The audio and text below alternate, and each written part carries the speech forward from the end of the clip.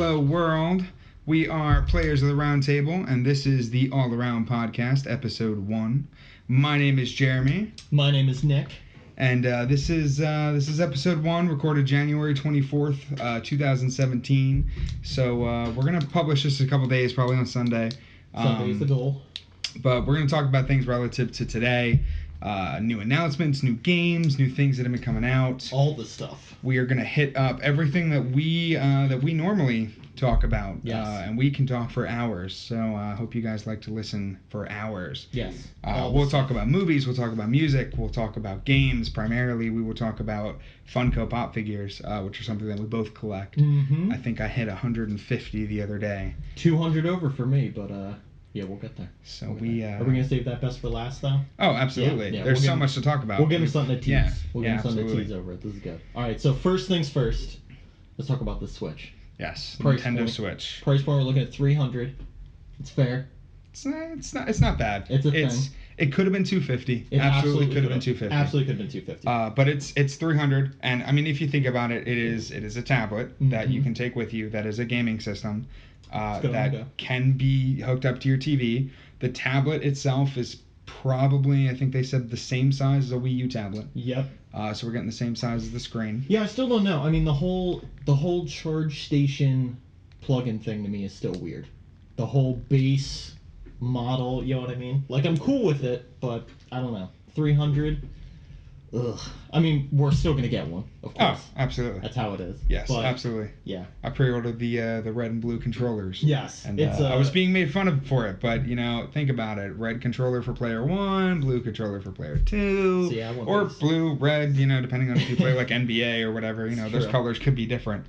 But yeah. See, I want basic gray. I want to show off like an adult. I want to casually hide my Switch in the furniture, make it look like a nice next to my laptop. Just have it all one. Everything very monochrome. Yeah, next to my gold 3DS. really blend it in well. It should be great. But no, yeah, and I mean, let's be honest here. Let's break the ice a little bit. They did not do too great on how many games are coming out at launch. No, absolutely. What do we have? 5? I counted 3. No, I think we have 5. Let's break it down. So we got 1-2 Switch. Yep. We got Breath of the Wild. Yep. We got Super Bomberman R. Yes. Those are my 3. We've got Binding of Isaac. Yes. We've got I Am Setsuna.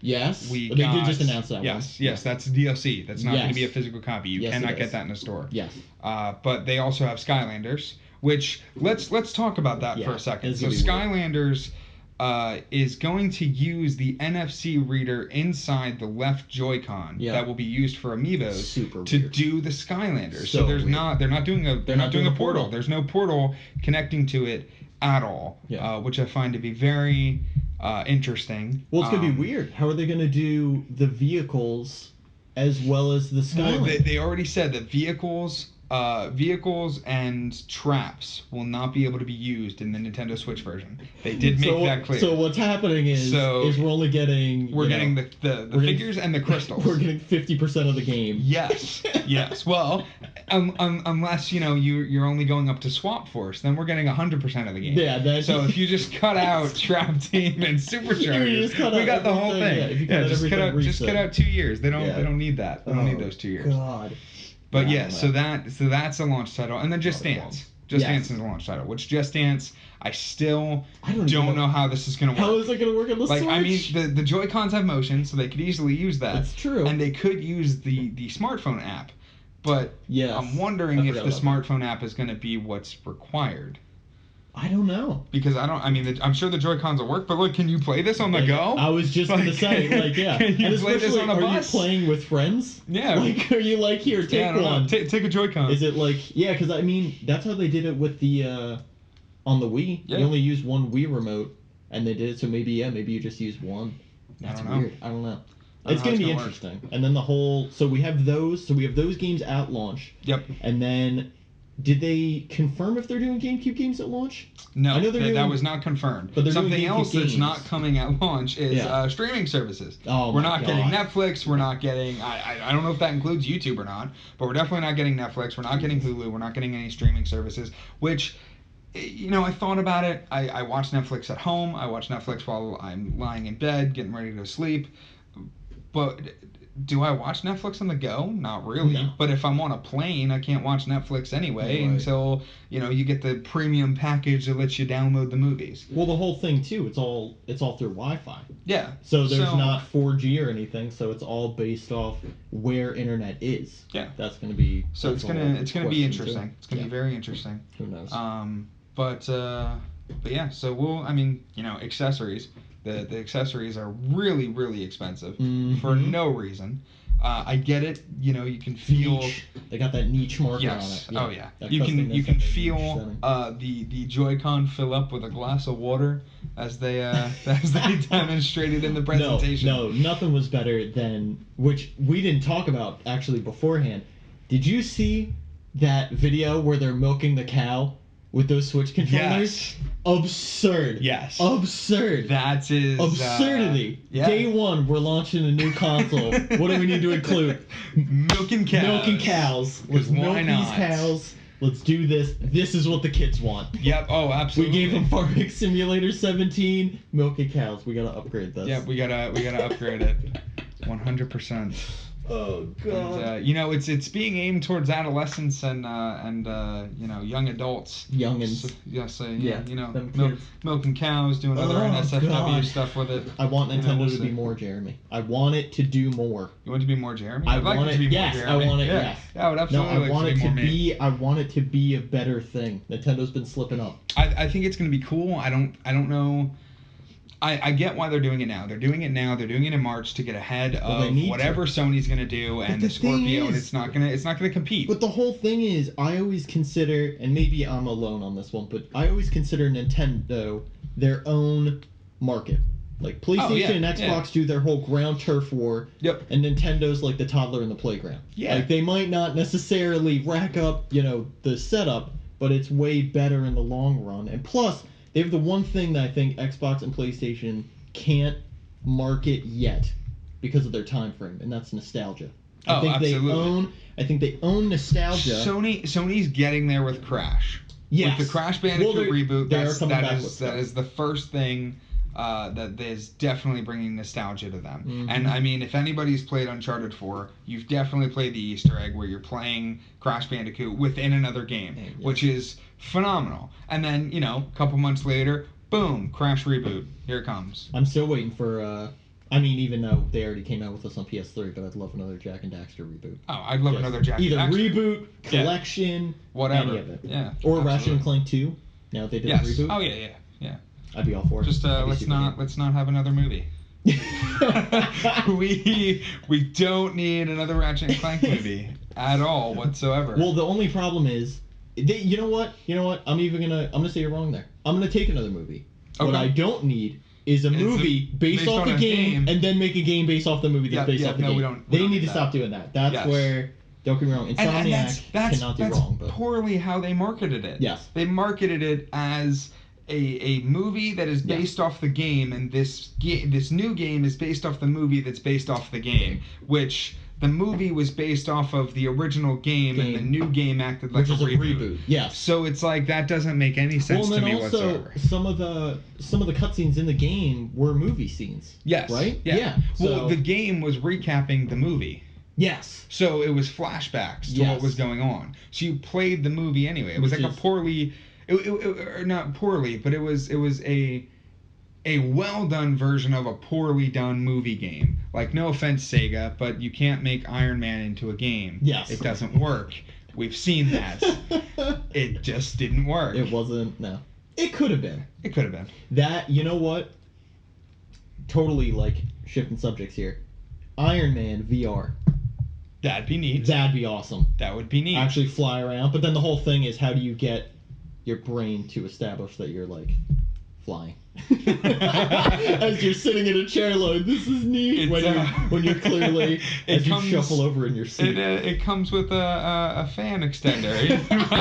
Clip it to the top of the headset. See, but that's what I need. That's what I need with the Vive or the Oculus. How they have those hand controls and then just like that. Well, I saw this video. I think it was yesterday, the day before on Facebook. Some dude built this contraption in his house that you can sit in, and you're basically like it's a kind of like an F-Zero game almost. And you're going around these tracks. It's anti-gravity and everything. And you have the Oculus Rift, I think is what he was using. And it's the machine's turning you upside down and throwing you forward and throwing you back. And is you're it like a gyrosphere? Yeah, you're like 12 feet in the air. So like you're going up around these things, like you feel it. It's happening. So do you know if that's a real thing or did some guy just make a rig? I don't know. For it? I think somebody made it. I think he was an engineer that did it. Because I was gonna say, if that's like a professional thing, that's like even more terrifying. Because God forbid, like, what if you had that one tech problem? You're stuck upside down. Yeah, it's like, oops. I'm stuck in the game. Then you're just DOA right there. Yeah, it's like a Disney World ride that went wrong. Oh god. All right. Well, anyway, so back to the Switch real quick. Yes. We got a rubber band back to the Switch. Yes. So a couple more games. Well, how about this? Let's talk about Breath of the Wild. I feel it's an injustice if we don't talk about Breath of the Wild for a little bit. Fair enough. So I'm just gonna voice my opinion right now. Okay. I'm not that hyped for Breath of the Wild. Completely non-popular opinion. Yes. I just don't. For how much crafting they've been showing me, I feel like this is slowly turning into more of a Minecraft than Zelda. I think it's turning into more of a Skyrim. Yes. It's Nintendo's take on Skyrim. You know what? Yes, I totally agree with that. However, I'm hyped for it because based off the latest trailer, and I wasn't hyped. Like I was not excited for this. I've played Zelda. Zelda's great. Mm-hmm. To me, I mean, I need another Zelda, of course, but I don't know if I needed Breath of the Wild. Like it didn't appeal to me at first. Yeah. But with the latest trailer and a couple other theories I've heard is that this game will be a sequel to Ocarina of Time and Majora's Mask, but a prequel to Wind Waker. Oh. Which, if that's true, that would connect those. Those are two different timelines, aren't they? Yes. But remember, if you watch the latest trailer, he says, "Let me tell you what happened 100 years ago." And it's this whole big thing, and it looks like the Temple of Time, and it looks like the owls like hanging out there. But I mean, you know, surrounding the rubbles, and where the castle is, it looks like it's a barren desert. Yeah. So what if that barren desert then turned into flooded Hyrule, where Wind Waker takes place? Ooh. So that makes me a little more hype. Now I want to play it because now I want to find out. Yeah. Now I want to see it. And also, seeing Zelda cry and throw herself into Link's arms and do that whole scene, like, that's pretty dramatic. Makes me want to play it. Yes. Well, they're finally giving them emotion. Yes. Jesus Christ, we needed that. Here's the question, though. Is Link going to get a voice? Is he going to talk? I don't think so. I mean, he'll get a voice as in, like, but I don't see them... That's pretty good. Yeah, thank you. I don't see them... giving him voice lines. Yeah, they can't. They can't after Thanks, Princess. Thanks, Princess. They can't do it. They just can't. Thanks, Princess. Yeah, they can't. I don't think they can. I think that would ruin it. Ironically enough, if they gave Zelda a voice, I feel like I'd be more inclined.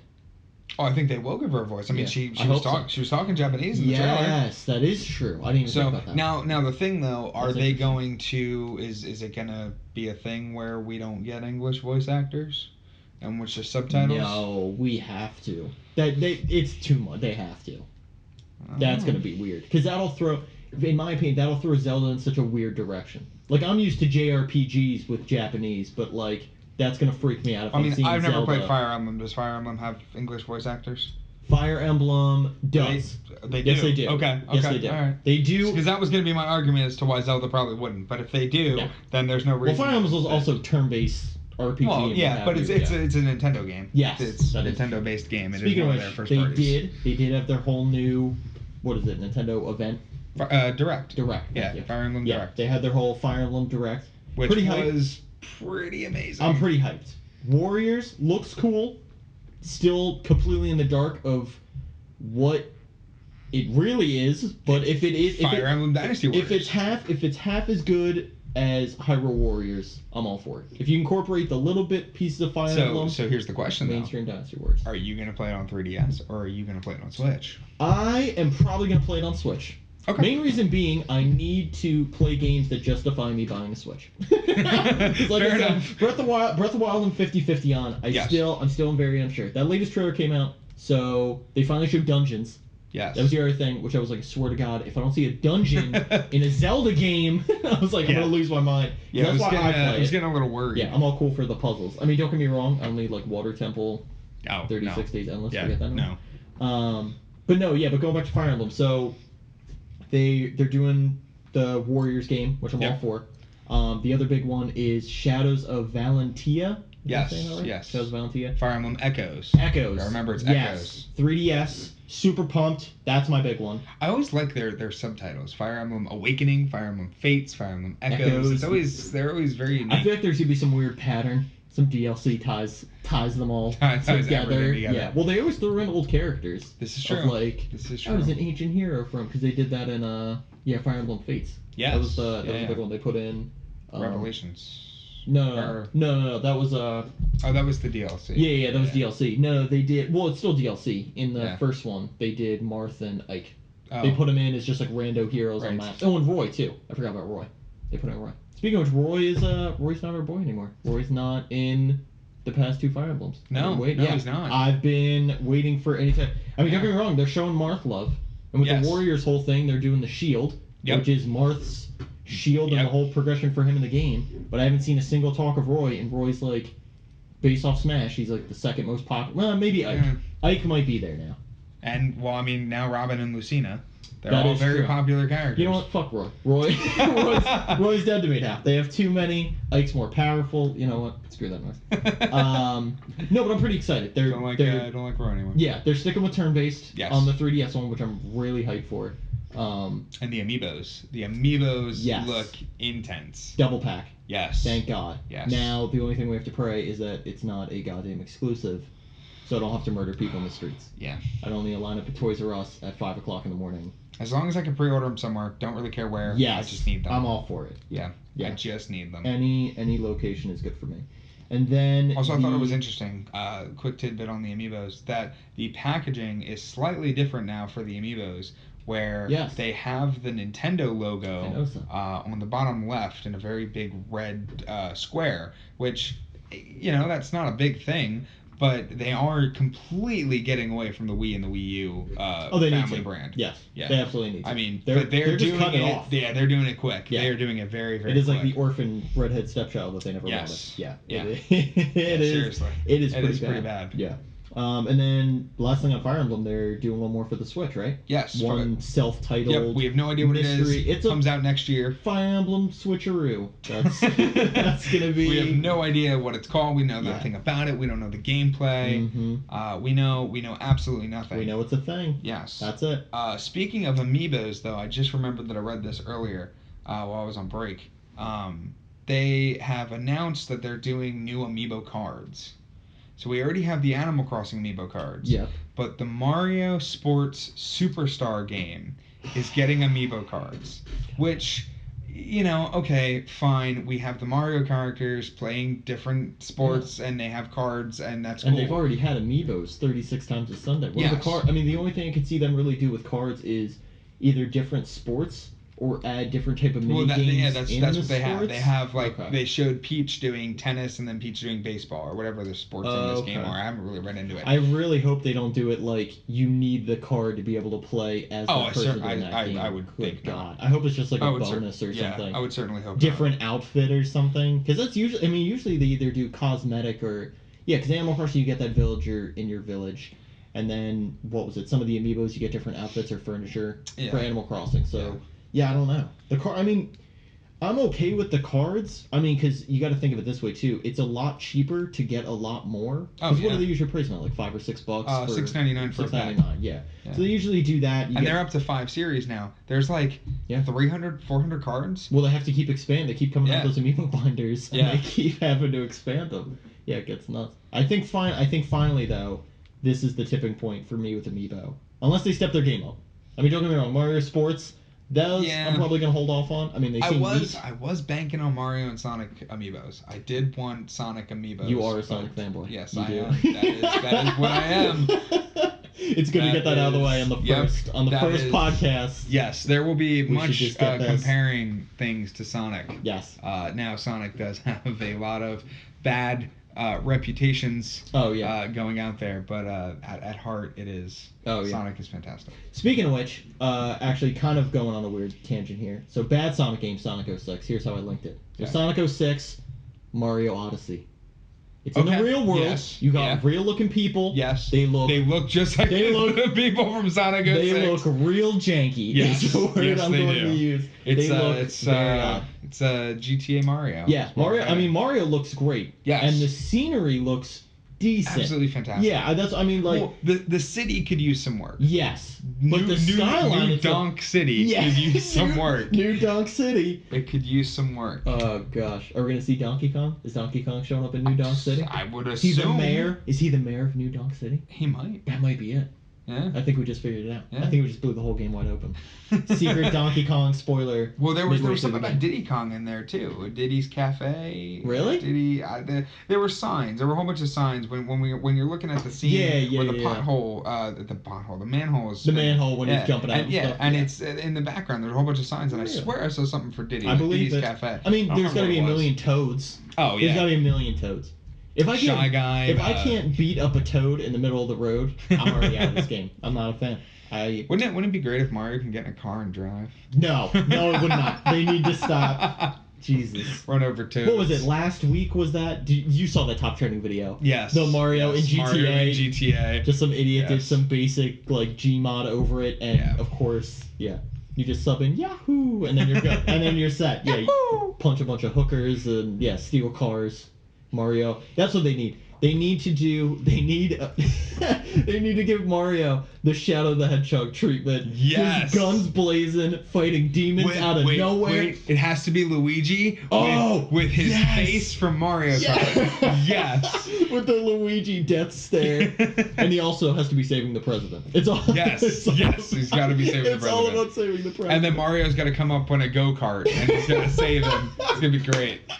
Well, no. That's the end. Jeremy, we're spoiling people for this. Right. That's gonna be the end of the game. It's gonna be a death race. Yes. And then Luigi does the green shell at the end, and then he does the death stare. He pans into the camera, and then.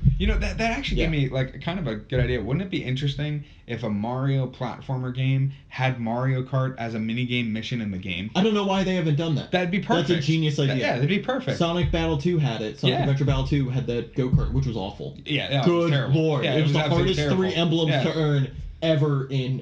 Yeah, ever in a game. Yes. I don't know why they don't do that. I also don't know why Mario, which is, I mean, you have Mario parties and stuff, which incorporate a lot of mini games. Yes. You have stuff like that. I don't know why they don't try to gravitate toward any other type of game that also has a bunch of mini games in it. I mean, like, of course, you have, like, Mario and Sonic Olympic Games.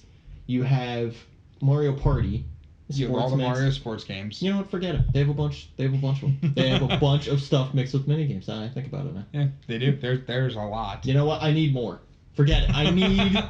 Nintendo isn't hitting my demand yet enough. I need more. Mario NASCAR? Can we get Mario There NASCAR? We go. Yeah, Well, now we'll have... Once this Mario Odyssey comes out, we'll have, like, Mario GTA mixes. Yes. Well, I don't know, also, too. I mean, let's be honest. And then we get a parody of Luigi's Row. Great.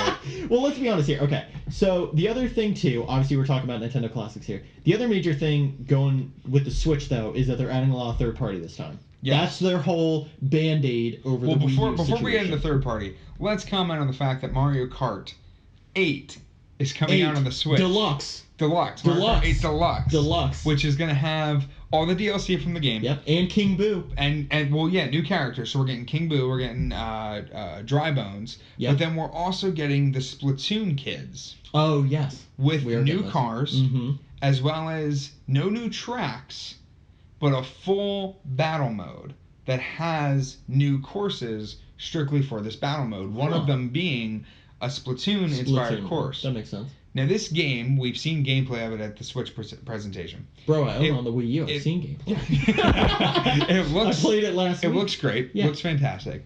Why isn't it a launch title? Why is it a month later? Almost 2 months later. It's April 28th. Almost 2 months later. Why is it? Why? Listen, Nintendo. I feel like with this whole Switch in general, I feel like they're rushing.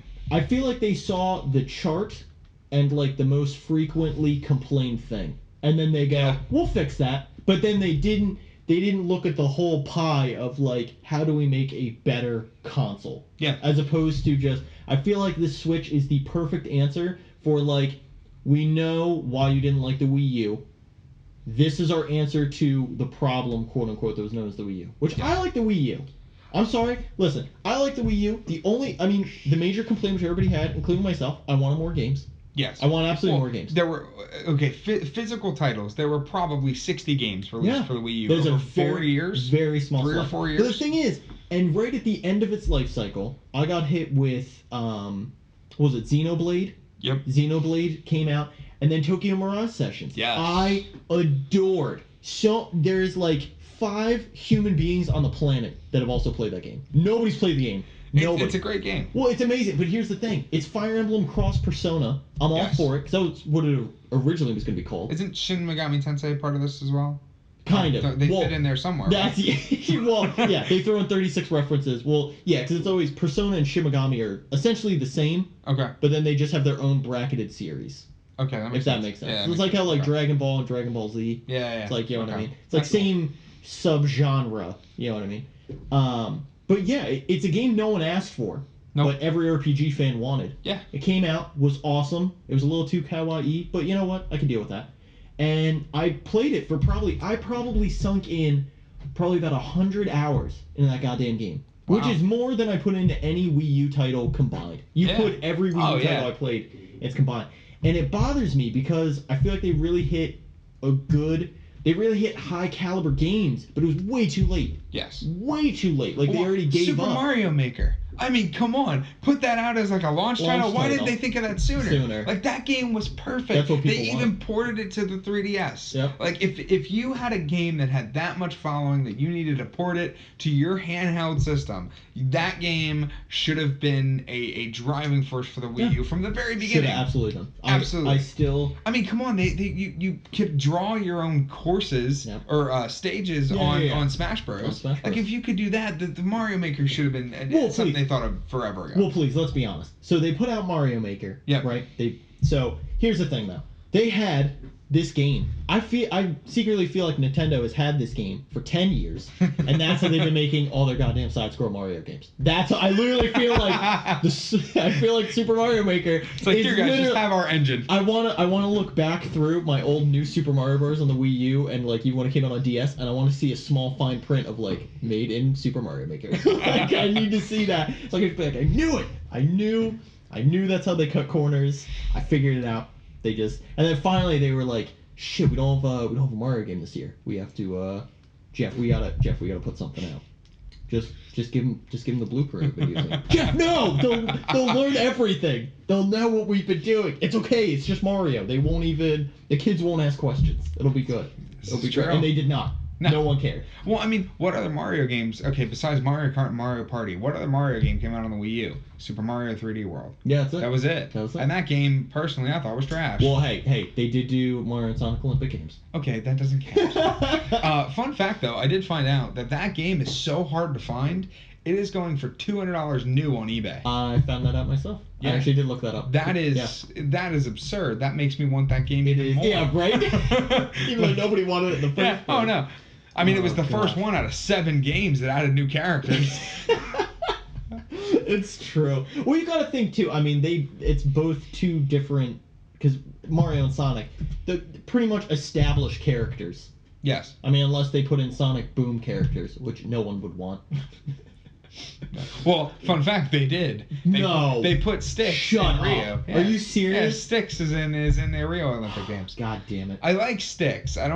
She fits. She's like what Marine was supposed to be in like the Rush Adventure. Like, yes. This is what we mean by me saying Sonic stuff. Nobody's gonna get these references. Like, go ahead. Thank God this is a video so they can pause. Yeah, right. Like we'll put in the comments where you can skip Sonic stuff. Be like to 2004 to 2009. Yeah, we'll have to change the thumbnail to yeah.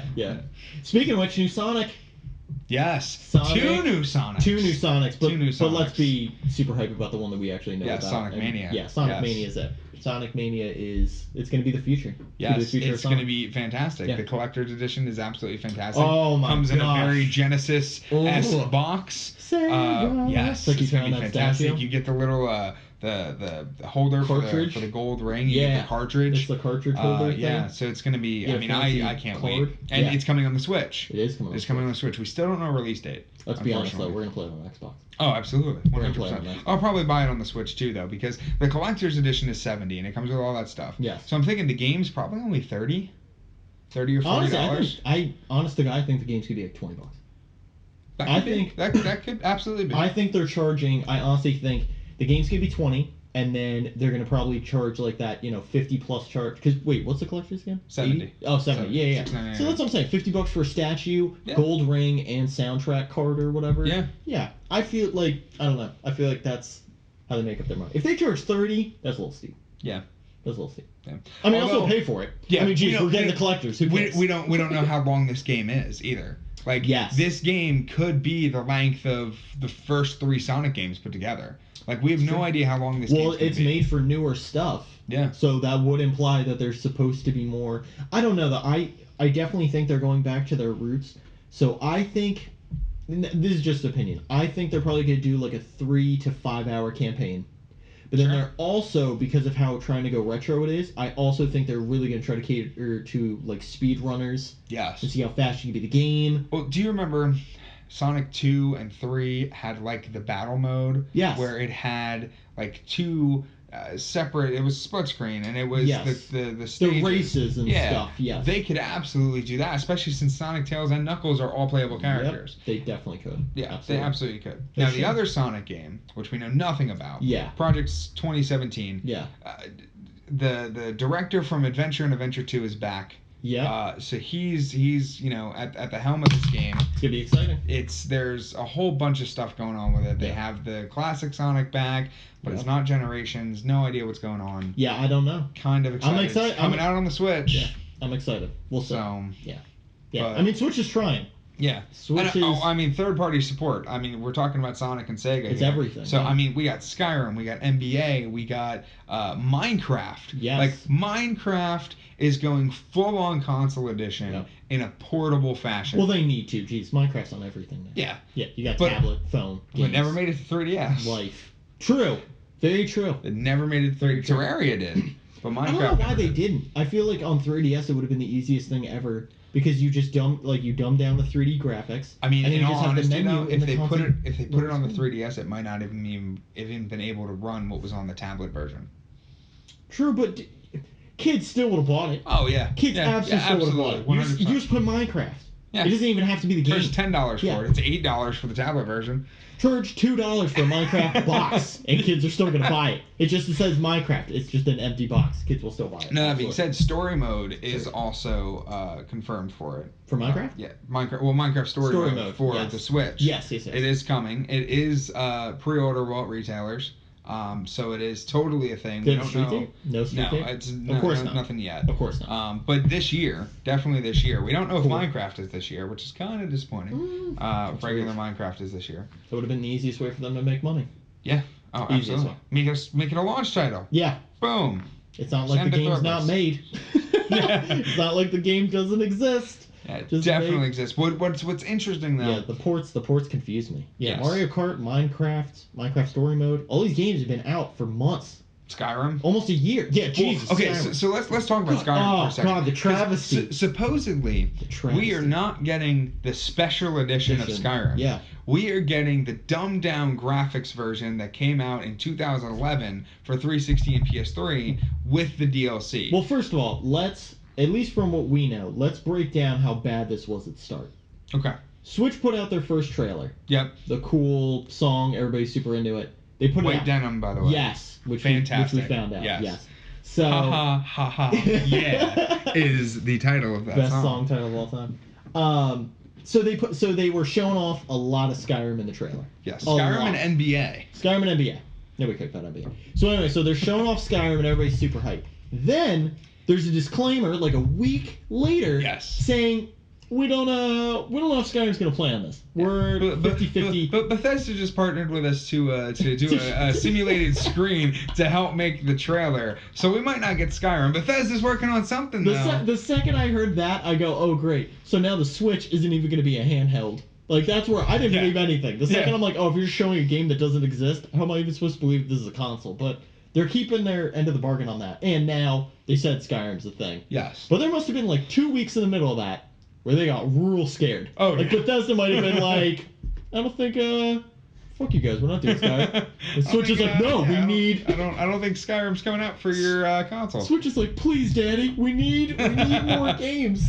Yeah, I don't know. Almighty Todd Howard, please help us. Yeah, exactly. I'm definitely excited. I'm excited for the Switch, but I'm equally and probably a little bit more nervous. I'm very hype. I'm a big fan of JRPGs. Oh yeah. My bread and butter. I love them to death. And they're even coming out with Disgaea 5. Same thing. They're doing a complete for Disgaea. But same thing though.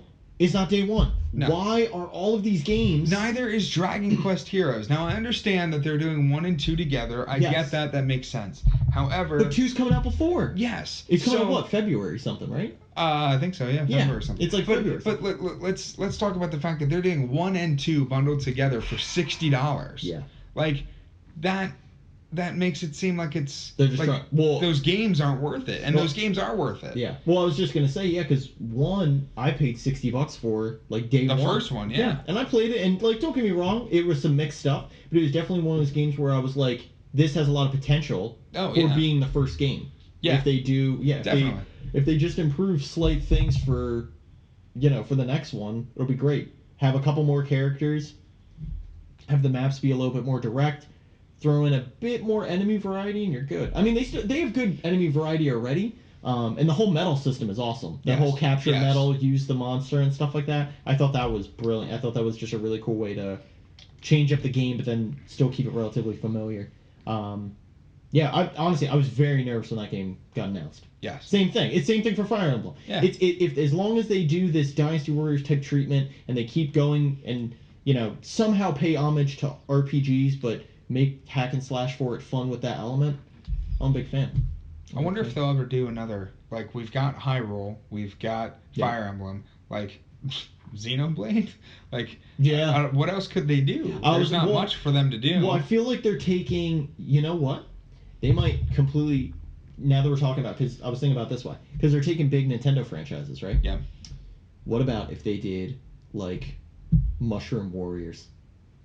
I did like Mario, Luigi, Wario, Waluigi, Bowser, Peach, Donkey Kong. I don't want those characters in a hack and slash.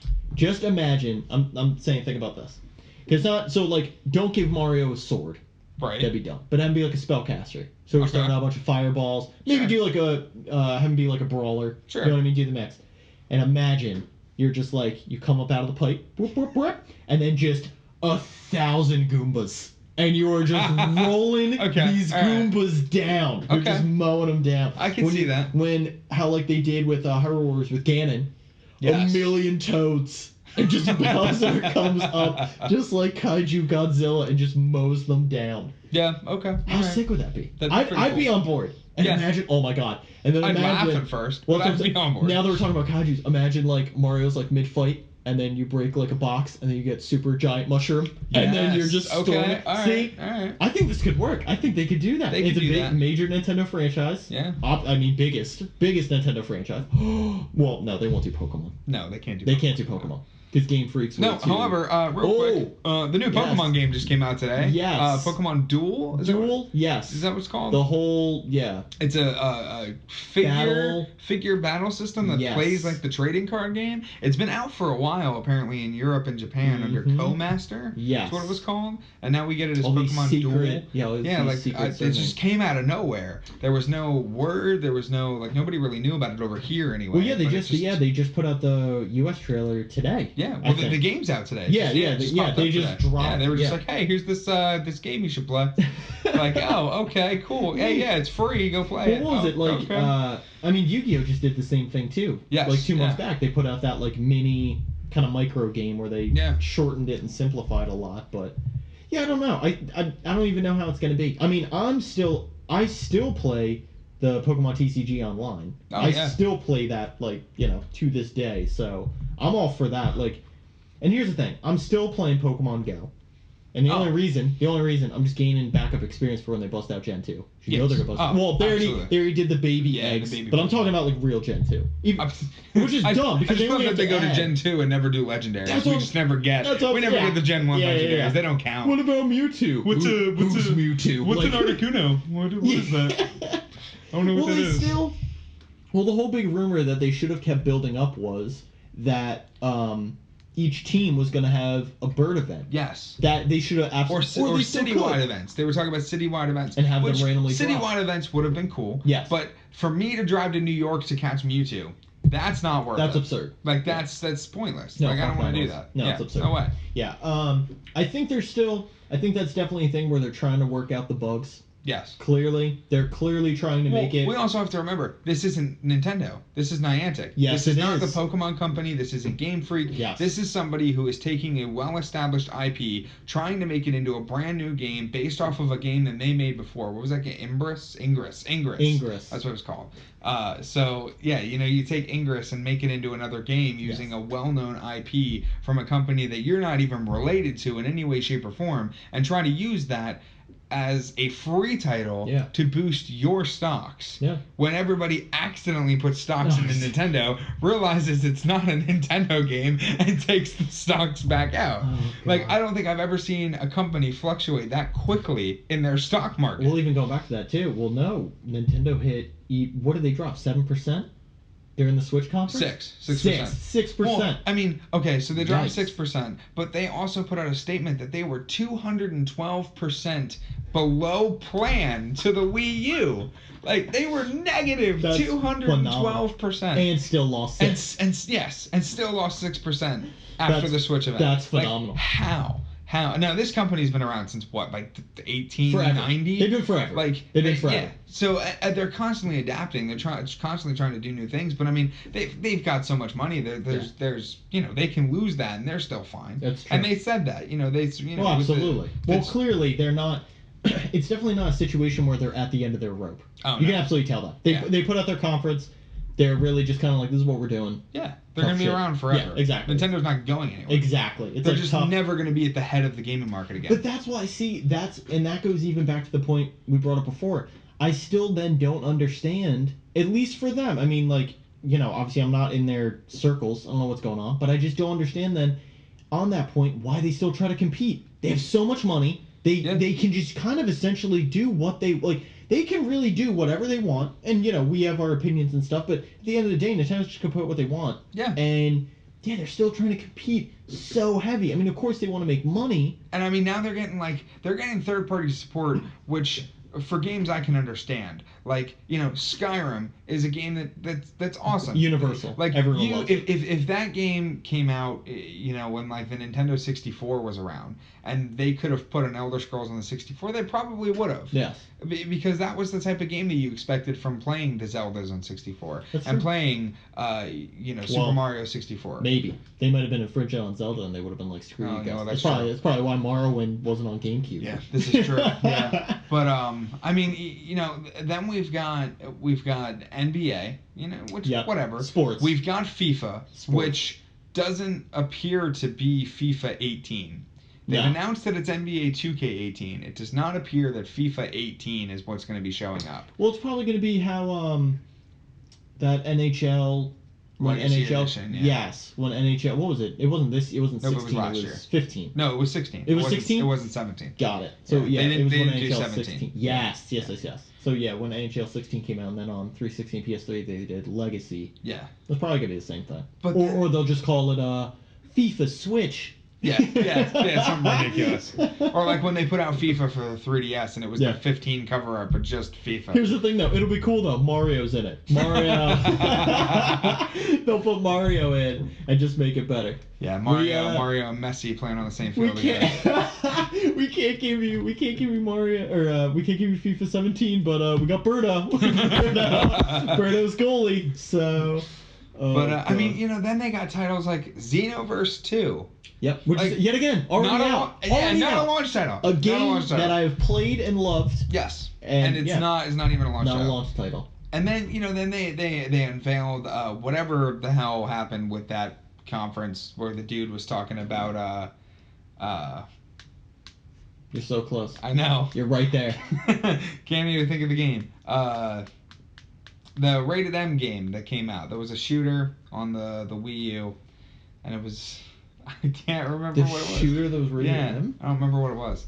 Kyle would know, because Kyle's the one that brought it up. It was just... It's a terrible presentation with no context, and it had a picture of a character.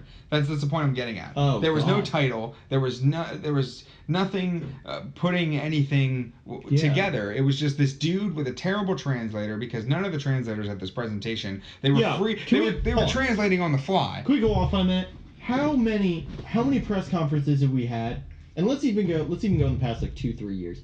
You can go to any E3 event, and there's one bad translator. You have one fucking job. Yeah. Hear what the man is saying and just say it. That's it. But most of the time, like at E3, they're looking up at the screens, the teleprompters. Yes. They've got the word. They should know. The Switch presentation did not have scripts. That's absurd. There were no scripts. There were timings, but there were no scripts. Who does that? So like the translators are trying to translate this on the fly, and this dude who's speaking broken Japanese and doesn't even know what he's saying because he's not a presenter and shouldn't be on stage. I'm going off on a rant right now. Well, I was gonna say, that's even going back. You should see my face. This is fantastic. I'm so serious. That's how you know Nintendo just does not give a fuck anymore. Because they're like, we're putting out a new console. And major guys are like, like marketing. It's like, yeah, so like, we're gonna set up this event. And, we're just gonna wait. Yep. So we have translators that need.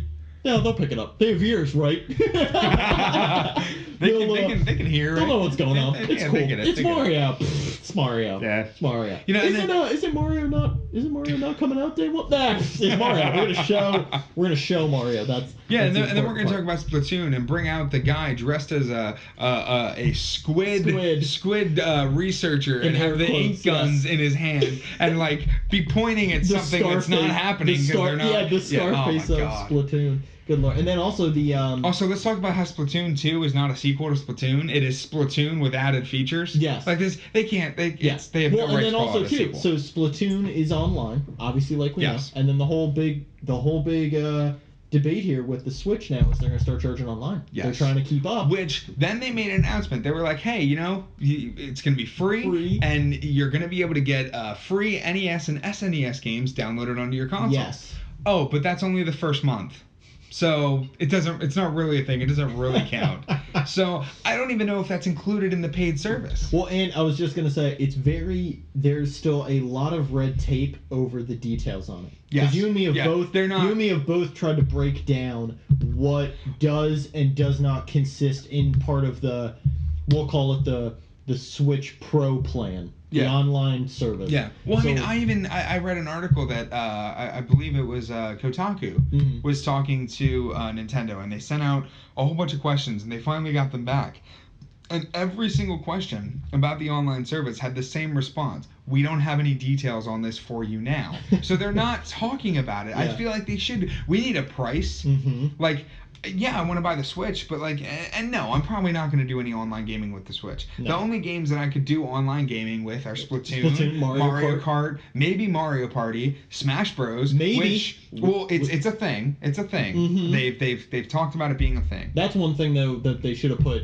You know what I mean? You want to get fans hyped, you put that in a trailer. Well, that and Pokemon. Just show the title. Like they should have said Pokemon and Super Smash Bros. Are in development for this system. That's all they had to say. It didn't even need to be a port. All they needed to do right when the Switch, they're like, hey, we're coming out with a new system. All they needed to say was Pokemon, Smash, and then leave, and then leave. Get out of there, and then everybody's hype. No one even knows why, but everyone's excited. Yeah, everybody's like, oh my god, Pokemon. Like, a full Pokemon game on a console that you can take with you. Yeah. Like, I'm hoping, I mean, they probably won't based off how this stuff looks, but I'm still praying for another one like Gold and Silver where we get multiple generations in one game. Yes. That's all I want.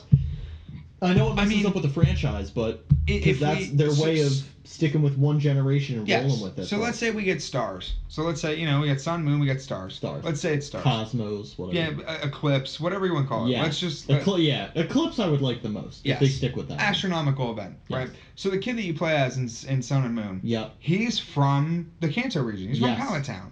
Okay? So why don't they connect that back when they make the Pokemon game? Is he from Pallet Town? I think they just say it's at least Kanto. But still Kanto. Still Kanto. Why don't they connect that back? Why don't I mean, obviously I don't know what they're gonna do, but they should make it so that you can go back to Kanto. You can go back and forth. They should. You can get on a plane and go between the regions. Or do like how they did in Omega Ruby and Alpha Sapphire. Hop on Omega Latios or Latios and fly. You know what I mean? Like cross island or whatever. Yeah, I don't know why they don't incorporate. I mean, well, I shouldn't say that. It's a lot of programming to essentially make 2 games in one. Yes. I get it. But at the same time, just do like how not Sun and Moon, do how Gold and Silver did, where you are going back to those regions, but it's smaller locations, more broken down. I would easily, I wouldn't have a single complaint about it. Because I know how much coding and programming that takes. Well, I mean, the other thing, too, let's talk about the coding and programming. Mm-hmm. They've said, Game Freak has said, that they could not do more than 2 regions at a time. Yes. Because it doesn't, the 3DS systems didn't have enough processing power, and that there was too much coding and too much processing. There was too much. Okay. Yeah, there's too much red tape. There's, 800 Pokemon now? Take a billion. Take 400 Pokemon. Yeah. I don't care. Take the best 60 from each generation. Greatest hits. Yeah, absolutely. Throw them in, a hat. Pick out the names that you want. Yeah. Pick region, the Kanto region, the Johto region, the Hoenn region. Make a game for generations 1, 2, and 3. Just I don't need all 7 regions. Just give me 1, 2, and 3. Well, then especially if anything, and then later on put out either DLC or updates to incorporate. Or do a sequel. Just do 4, 5, and 6. Yeah. Or do how because almost. See, here's the thing. Give me a game where I play as the professor. Seriously. Give me a game where I play as the professor, and my goal is to go and research the other Pokemon. Well, what I still want to have happen, and I'm glad you actually brought that up, what I still want to have happen is I want one character. So let's take Sun and Moon for a great example, right? Sure.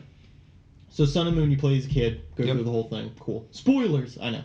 So you go through, obviously, when you become the champion. What I would really love is if they either do Sun or Moon 2, or just whatever. Venus and Jupiter, if they start going out in space. Venus and Jupiter, so you have those. What I want is one of the characters that you start as then becomes a professor. Okay. I don't know why we've never seen that yet. Yeah. Why after a champion have 10, 20 years or 30 years, because they got to be old. Yeah. Have it be ancient, and then just have him be a professor. Or make him part of the Elite Four. Yes. Why in Gold and Silver did we not see Red or Blue as one of the Elite Four? Well, Blue was part of the Viridian City. Right. He was Viridian City Gym after Giovanni. So they did have him. And then Red is there, but he's at Mount Silver. Which, you know what, if anything, I'll give them that. See, that's why Silver and Gold are my favorites of all time. But that's why that one I loved. Yes. But that one I loved. Crystal a little bit iffy. They do their own story. You're telling me a juggler is borderline my main rival? Get the fuck out of here. Get out of here. Juggle your balls. Go catch me a Suicune. I like Entei and Raikou a little bit more. That's all I'm saying. So I think the whole climb though for Red was really good. Mount Silver was almost borderline impossible, and without any type of guidebook, especially when I was a kid back in the day, that was 13 hours it took me when I was 5 years old and punching my Game Boy trying to figure out how to get up the damn hill. But then that battle, that was the most epic battle of all time. I think still have one of my ringtones. I think I still have the versus Red battle. What I mean? It's amazing. Well, I mean, let's also think about the fact too that Gold and Silver influenced Stadium 2. Yes. And Pokemon Stadium 2 was one of my favorite games I've ever played. Mm-hmm. It was absolutely fantastic. Favorite 64 game, I should say. Okay. It was great. Yeah. The Stadium games were great. And then being able to use the Game Boy adapter pack and put your come on. That was fantastic. Well, and then here's the thing. And then they kept doing that, and then after the GameCube they fell off. Yeah. Because you had what was it? Pokemon Coliseum. Yep. You had 1 and 2. And then Gale of Darkness. Yes, XD Gale Darkness for the second one. So everybody was all for that. And then you had that plug in your Game Boy Advance. Yeah. Transfer your stuff over. And then we had it kind of. You had Battle Revolution. Yes. Which was the Pokemon Stadium for the Wii. Yes. We'll just call it that. Even though it wasn't, but we'll call it that. And then the only thing you got out of it, though, was mystery gifts of Pokemon. but you couldn't import your Pokemon in, which I don't know why they didn't do that, especially when they got rid of the cord. Yes. You got rid of the cord. You got rid of the cord. You got rid of the cord. Or if anything, even if they were like, all right, we got to cut corners, we can't put in a cord, but we don't want to do Wi-Fi. The DSs have SD slots. Yes. Why can't I just take my SD slot, save my Pokemon, or at least do a flash save? Yeah. You know what I mean? And then just import them right into the thing. I never understood that. And then, even worse, after Battle Revolution got mixed reviews, obviously because it wasn't as good as Pokemon Stadium, because it wasn't going through a whole gym tier. Yeah. And then they just fully dropped the ball, and they didn't give us anything. And no, we got Pokken Tournament. We got Bandai Namco Pokken to make tournament. Tekken with Pokemon. Hey, toddlers, want to play a competitive fighting game? Yeah, that's everybody. Yeah. Want to really get caught in that niche market? I mean, here's the thing. I did very much like it. I do like that they're still adding in characters. Yes. Empoleon's my boy. They just added an Empoleon. Oh, yeah. I was like, hell yeah. And then what was it, Darkrai before that? So they are. And was Krogunk added, or was he on the main roster? No, he is still a character that should be coming out for it. Okay, so yes. he was announced. Yes, he was announced. Okay. It's not a, or actually maybe Krogunk's the one that came out and Empoleon's the one coming out. It might be. Gotcha. I'm definitely gonna have to get fact checked on that. Yeah, we're gonna get some comments about how wrong I am on that one.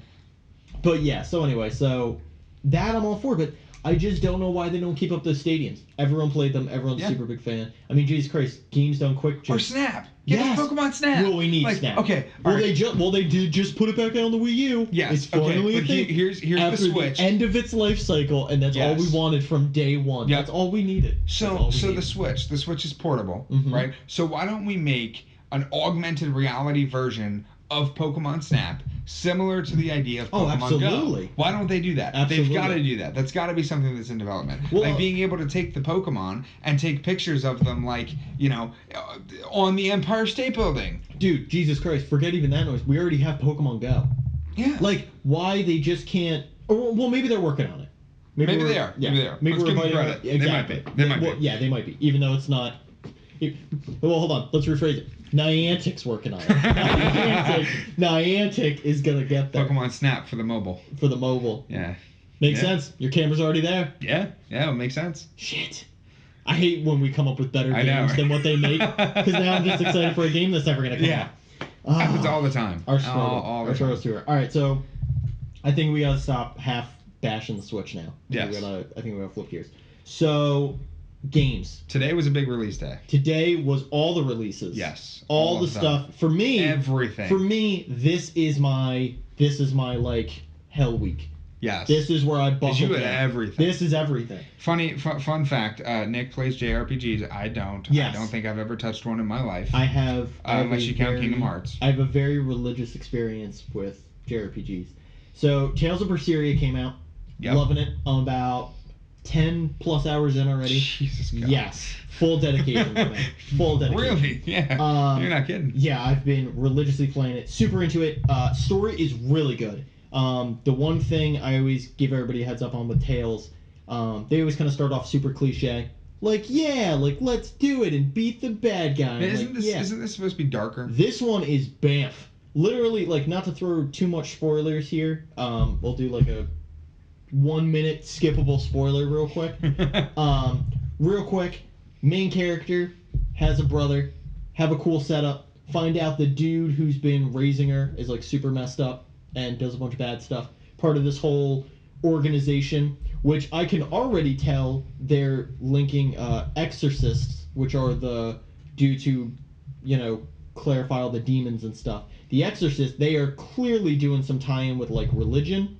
Okay. Like corruption of religion and stuff. I'm already seeing that that's interesting. 3 hours in. Yeah. So that's already a way above average theme that they're trying to, like get their message across.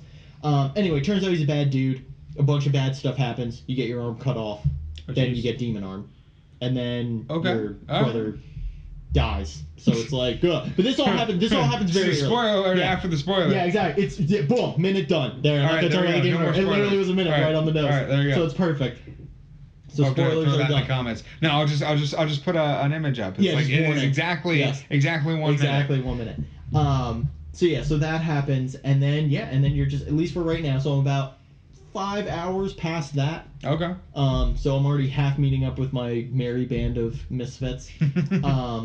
But it's awesome. It's way more darker. There's a bunch of stuff where, like, you think, oh, like, the enemy's, like, defeated and stuff. Cool. And then she's like, no, I'm gonna, like, kill these people. And you're like, whoa! Okay, like, all awesome. Right. So it's very cool. The last and only Tales game that really kind of had even partially an anti-hero was Tales of Vesperia. And that one's still my favorite. My favorite Tales of all time. Only one I ever played was Symphonia. Symphonia's great. Here's the only problem. A bunch of people are going to, like, shoot me in the face for this. Because I even replayed it on the PS3. And, of course, the PS3 report had a lot of issues. But it is... The only real problem is just very dated. Like, even when you play it now, it is one of those games where it just graphically doesn't look great anymore. Yeah. I would have loved when they would have reported it if they would have just even partially cleaned up the textures. Like, just have the characters look like my sim characters. Yeah. Like, just polish the corners a little bit more. Like, that's it. Like, don't change the game, but just change the... Yeah, exactly. So I could not recommend it enough. Gameplay's new. They added a bunch of cool gameplay mechanics. You have the whole beast arm thing. That's what you can do is now when you hit them, if you hit a certain enemy type, you now gain passive abilities. So if you hit like a bird type enemy, your speed is like times 1.5, and then you do combos a lot faster. If you hit like a defense enemy, your defense is higher. So it's really cool, and it's all on the fly in the middle of battle, and you get that buff for like a 10-second thing. So you're constantly like rebuffing and attacking. It's awesome. That's cool. So that one's cool, but yeah, nobody cares about Tales. Sadly, it's the one game. It is the game I will preach for years and years, and no one's gonna give a shit, and that's okay. You know what? I'll be the one hipster of Tales that says the best game. It's not the best game of all time, but it is one of my top RPGs. It's decent. Yes. Speaking of bigger RPGs, which way more people give a shit about, Kingdom Hearts 2.8. Yes. Everybody is losing their goddamn mind, including myself. I squealed like a little girl when I got it. Got it at midnight, played it. I played through Aqua's whole thing. Oh, you're already done with it? I'm already done with it. Wow, okay. I'm already done. I haven't even started it. It's about 3 to 4 hours. Okay. Now this, And it's just Cinderella, right? That's it. Well, no. Okay. I'm going to leave it at that. I'm going to leave it no. Okay. There's more than that. This one I'm not going to spoil at all. I got through the whole thing. Yes. I'm not going to spoil it. Don't do that. Absolutely not. For you and the fans. Yeah, I'm absolutely not going to do that. No, but it's awesome. Gameplay mechanics are great. Adding a bunch of stuff. The only thing... No, I can't talk about it. That's spoilers. God don't talk about it. No spoilers. I have... Let me put it this way. The story for what they presented is good. I honestly have no issues with how they present it. They do a good tie-in to the main series, which you will obviously see when you get to said point. Sure. The only thing I am nervous of is the voice actors for 3. Because everyone is so much older, and they're also trying to make the voices sound older, and I don't know if they're going to sound great. Okay. It's the only thing I'm worried about. Okay. Yeah. That's the only thing I am... Me personally, being a little bit picky on voice actor-wise, I don't know how I feel about it yet. It was not enough time. One good thing that they did was when they originally did Birth by Sleep, Willa Holland was old enough to be at the point where her voice was not really going to mature much more yes. until she got retirement age. Yes. So she's pretty much at a good point to keep doing Aqua. Yes. Until they would want Aqua to be really old. But yes. I don't see the series getting to that. Here's the thing: her voice is great, and she kills it the whole time. It's everyone else's voice I have an issue with. Okay. And it's just little things. It's not like, oh my god, I'm not going to buy the game or anything. Yeah, of course. Yeah, geez, I've waited my entire life to buy 3. I'm getting 3. Which also, did you see that they put the Xbox One logo back up and said that it was a mistake? And then removed it again. No, it's back. They removed it and then put it back. I heard they removed it again. It's really? Still there. Okay. It's still there. It is still there? Yeah, they made a statement saying that it was a mistake. They did not mean to take it down. It was marketing issues and coding problems, and I'm still saying, so as of the 24th though, I'm still saying for the record it's only coming out on PS4. I don't care if they put an Xbox logo back on the website. I'm just, because they could easily rip the Band-Aid right back off. I'm not, don't get me wrong, I would love to play it on both, Because I'm going to buy it for both and play on both. I just want the achievements. Exactly. Yes, as the achievement horse. By the way, we do play more Xbox than we do PlayStation. We do both have both consoles. We do have both. But Xbox, we have Xbox is our jam. We have all the consoles. Not even between both of us. We each have all the consoles. All of them. Yeah. Well, I don't have a Wii U anymore. I traded it in towards the Switch. There you go. Yeah. But I mean, they already kicked off the Wii U anyway. So it's already dead in a ditch. It's already dead. Yeah, so it's already dead. And the only game that I would be missing out on is Breath of the Wild, which I'm getting for the Switch. So it doesn't matter anyway. Yeah. So it's all good. What's it called? So anyway. And then we got the Dream Drop Distance. Yep, Dream Drop's great. I played it for 5 minutes because I already 100% on 3DS. I am going to play through it again, but I right now with all the RPGs, I just cannot go religiously into it yet. And then there's the movie. The movie. Which I do want to watch. I did watch. Okay.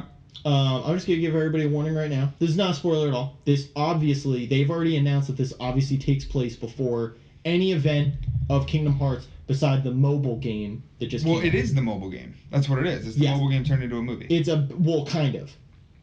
It's a backstory, flashbacky type mobile game? Intro. Oh. And here's the worst part. So I have to finish the mobile game. No, you don't. Because it's before it. This movie takes place before the mobile game, technically. Right, so I have to finish the mobile game at some point. Yeah, well, yes, but no. And here's why. Okay. So, because the mobile game, because I've played it a couple times, and it adds some stuff, but not enough for me to really get a full picture. Right. Now, the movie introduced a lot of stuff. Okay. Cool stuff. Won't talk about it, but they introduced a lot of cool stuff. Here's the problem, though. In classic Square Enix fashion, they present me with 36 problems and no goddamn fucking answers. Yep. Nothing. Yep. I know I have 13 questions, and even worse so because it's stuff do you have 7 answers? Stop. Get out. Get out.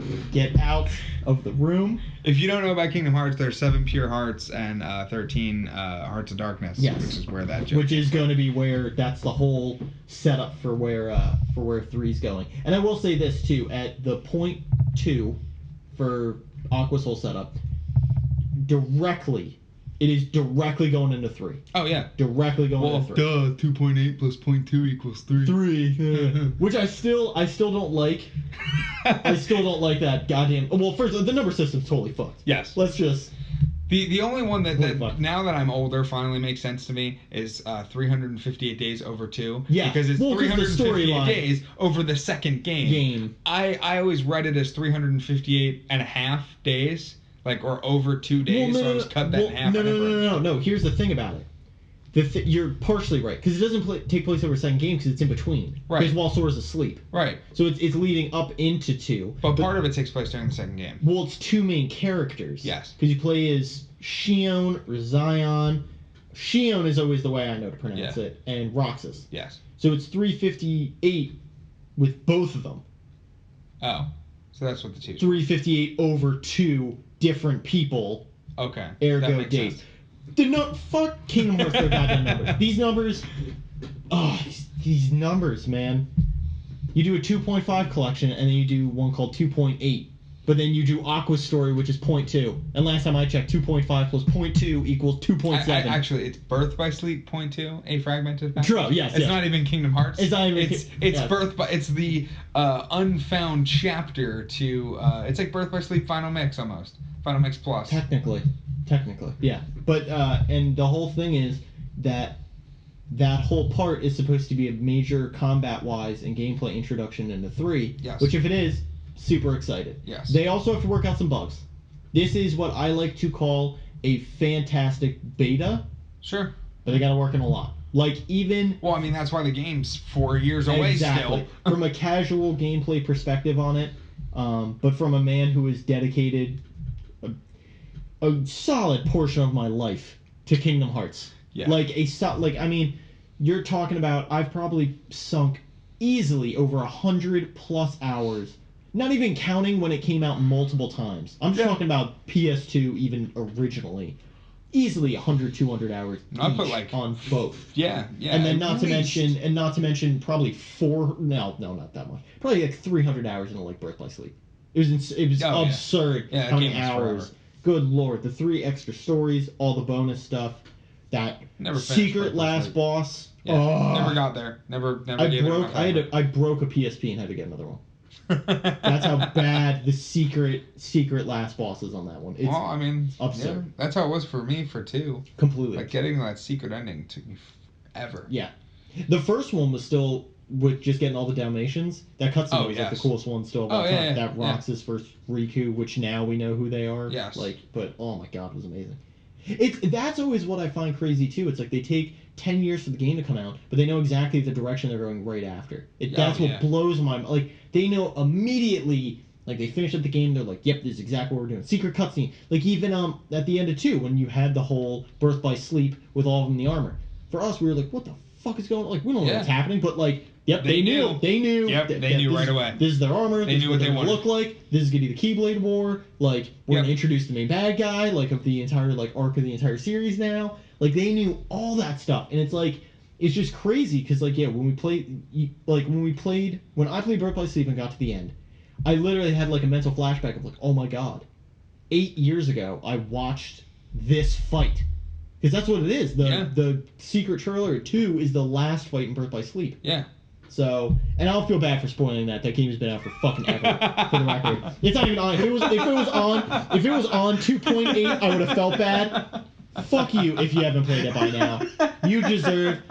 I should dedicate a whole goddamn video to fucking spoiling every goddamn game for you if you haven't beaten it at this point. Don't dare buy 3 and don't. So many people. You know what? I'm on full tilt right now. Give me like 5 seconds. I am so pissed. So pissed. Here's all you have to do. There's a lot of other Kingdom Hearts stuff. Here's all you have to do. Birth by Sleep, 1, 2, Dream Drop Distance. You have to play these games to understand what the fuck is happening in 3. Yes. If you don't, you can have a million fucking questions and no fucking answers. Now, to be fair, Dream Drop Distance does sum a lot of that up.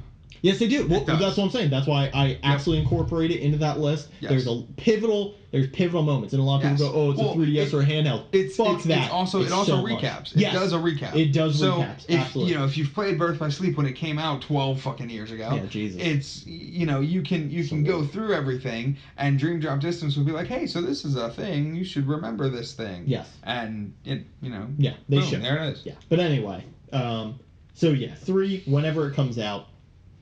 I mean, they said that they have worlds they haven't even started production on. Exactly. So we're not getting this game, not this year. Well, definitely not this year. Well, and we've already fangirled about this multiple times, but Toy Story, Marvel. Yes. Star Wars. Yes. It might get a lightsaber keyblade. It might get pretty bananas. Yeah, it's going to be pretty great. It is worth the wait. This is one of the games, and I know that if Kyle's going to watch this podcast, he's going to give me shit for it the next day. This is a game worth waiting for. It absolutely is. But I mean, look at the fan base. The fan base is a religious cult. Yes. I'm included in that. I'm not being a hypocrite. Yes. I have a Kingdom Hearts shirt on right now. I was just going to say, we need to start getting videos for these because we absolutely need to show our love for the series. Show our apparel. Yes. So other games came out. Resident Evil, which I have not gotten a chance to check out yet. I did. You have. So I played a little bit of it. Picked it up last night at midnight. I was very nervous going into this game. I was like, okay, so this is Resident Evil, but is it Resident Evil? I don't quite understand. Based off how 6 was, we had like Transformers at the end of it. Yeah. Transformers zombies fighting in the Brooklyn Bridge or whatever. So still don't really know where in the series this takes place or how this connects. I do know that it is at least after 2014 because one of the pictures in the game that you pick up has writing on the back that says the year 2014. That's not a spoiler. That kind of helps figure things out. It's a time frame. Yes. So... timeline isn't a spoiler. Yeah, no. It's not like after blah dies, then then we're fucked. Right? So it's set in Louisiana. Without spoiling anything, you wind up on this plantation. Well, yeah. Well, the whole trailer is you get clearly kidnapped. Yeah. Or you're in the house. Yeah, you're in the house. Maybe you're not kidnapped, but you're in the house. You're in a house. Yeah, you get in this house. And some shit goes down. What's interesting is that if you've played the demo is the people that are doing the ghost show. They're in there recording and everything, and you wind up falling down this hole, and the cameraman dies, and the other dude dies, whatever. The game takes place after that.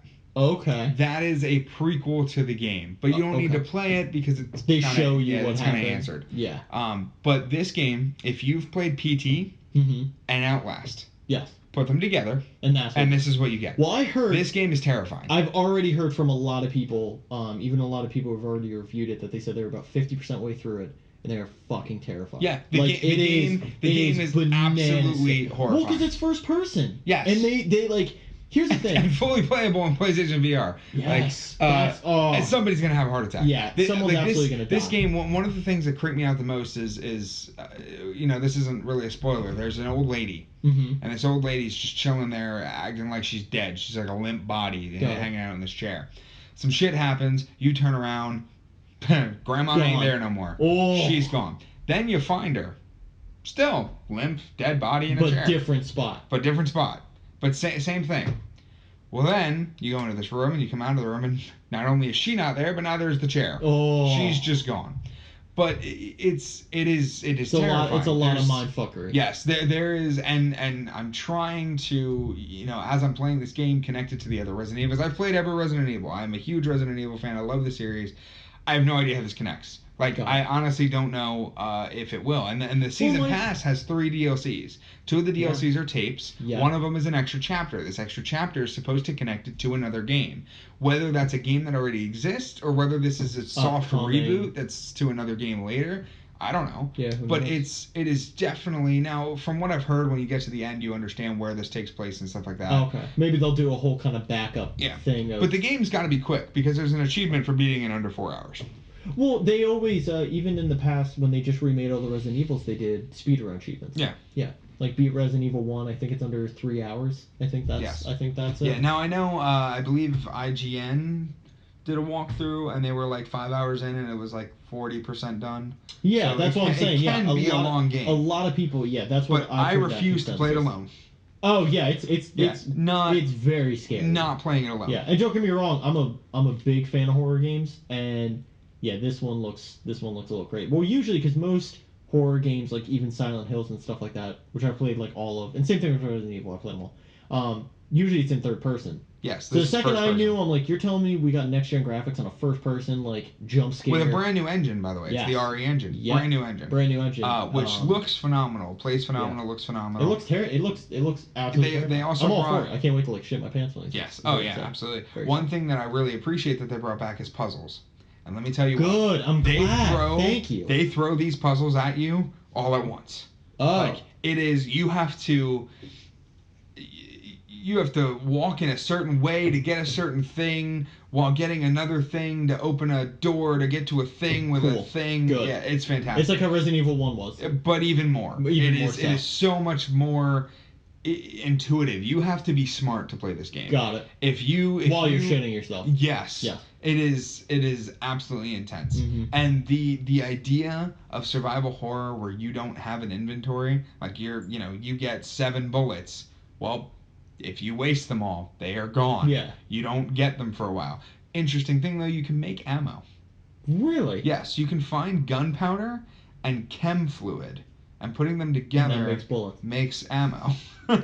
But, it's interesting. That's the first time they've ever let you make ammo before. You can make, the herbs and the med kit, which, fun fact, using a med kit, you pour it on your hand. And that's it. You get shot in the eye. It's cool. Rub it right on the hand. And it just falls through your hand. It's great. It's like a clear liquid. It's fantastic. And then all of a sudden you're like healed. You're great. You're fantastic. It's like, here, let me just pour some alcohol on me. Yeah, exactly. Yeah, we're cool. Yeah. It's like, oh, this is like a fucking trip. It's great. That's gonna be spoilers. End of the game. It's all a dream. It's all terrible. Nothing happened. Yeah. So another game came out today was Yakuza 0. Didn't really get to play it, but heard that the game is fantastic. I was just gonna say I've been caught up between Kingdom Hearts and Tales. It is the next one I'm gonna tackle. I'm definitely gonna probably bring it up next week. Yeah. I'm at least I guarantee I will at least put probably about 10 hours into it before next week. Oh, yeah. I guarantee I will. I've only heard amazing stuff. That's actually why I have played very scarcely the Yakuzas. I played 2 of them on PS2, which I loved, and then when they ported to PS3, in my opinion, they went in a weird direction. Wasn't really liking it. They added zombies and stuff in their spin-off games. Spin-off games, I'm not holding the franchise accountable for it, but I think it just got a little bit boring.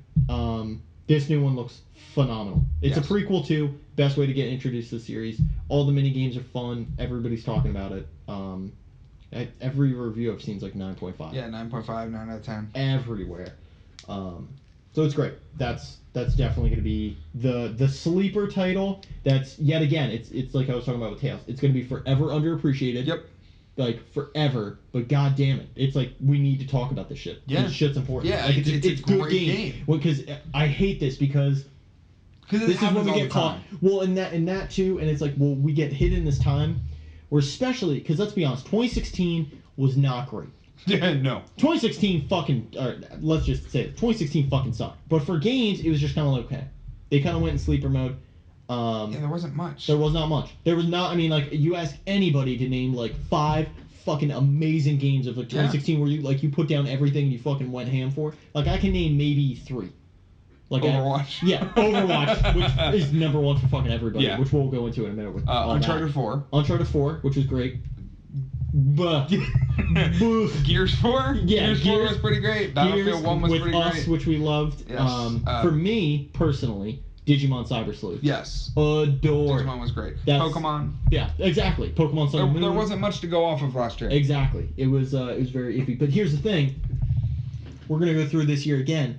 And let's say, with the Switch, let's just, Switch bombs. Yeah. Switch bombs. Yeah. Nothing really comes out great. And then people are going to say, like, oh, nothing fucking good came out. But it's like, no, Yakuza's great, but just because it's a sleeper title, people aren't fucking noticing it. Yeah. That's the stuff that pisses me off. There's going to be a ton of good games this year. Well, they need to. Jesus Christ, they had too much of every gaming company. This spring is making up for last fall. Every game company went way too much in a lull period last year. Everybody's got to step their game up, and I think they are. I think it was just that off timing of like.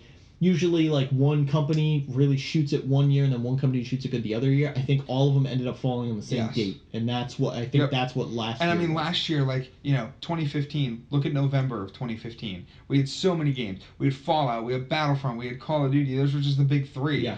This year, November was Dishonored. Don't get me wrong, Dishonored was great. Yep. But Call of Duty was barely November. It was November 4th. And then they chunked in which sucked anyway. Yeah. Well, they chunked in with Dishonored. They even chunked in the first game for free again. Yeah. They're like, please, if you haven't played it yet, we really want you to get the story. What came out the same day as Dishonored? Something came out the same day as Dishonored. I don't remember what it was. It was Dishonored and something else. I feel like it was something more popular. It wasn't Battlefield. No, Battlefield was in October. No, yeah, Battlefield was October. I can't remember. Yeah, I don't know. It was something. I definitely remember. No. I'm thinking it's Skyrim and Titanfall came out the same day. Yes. That's what I'm thinking of. Yes.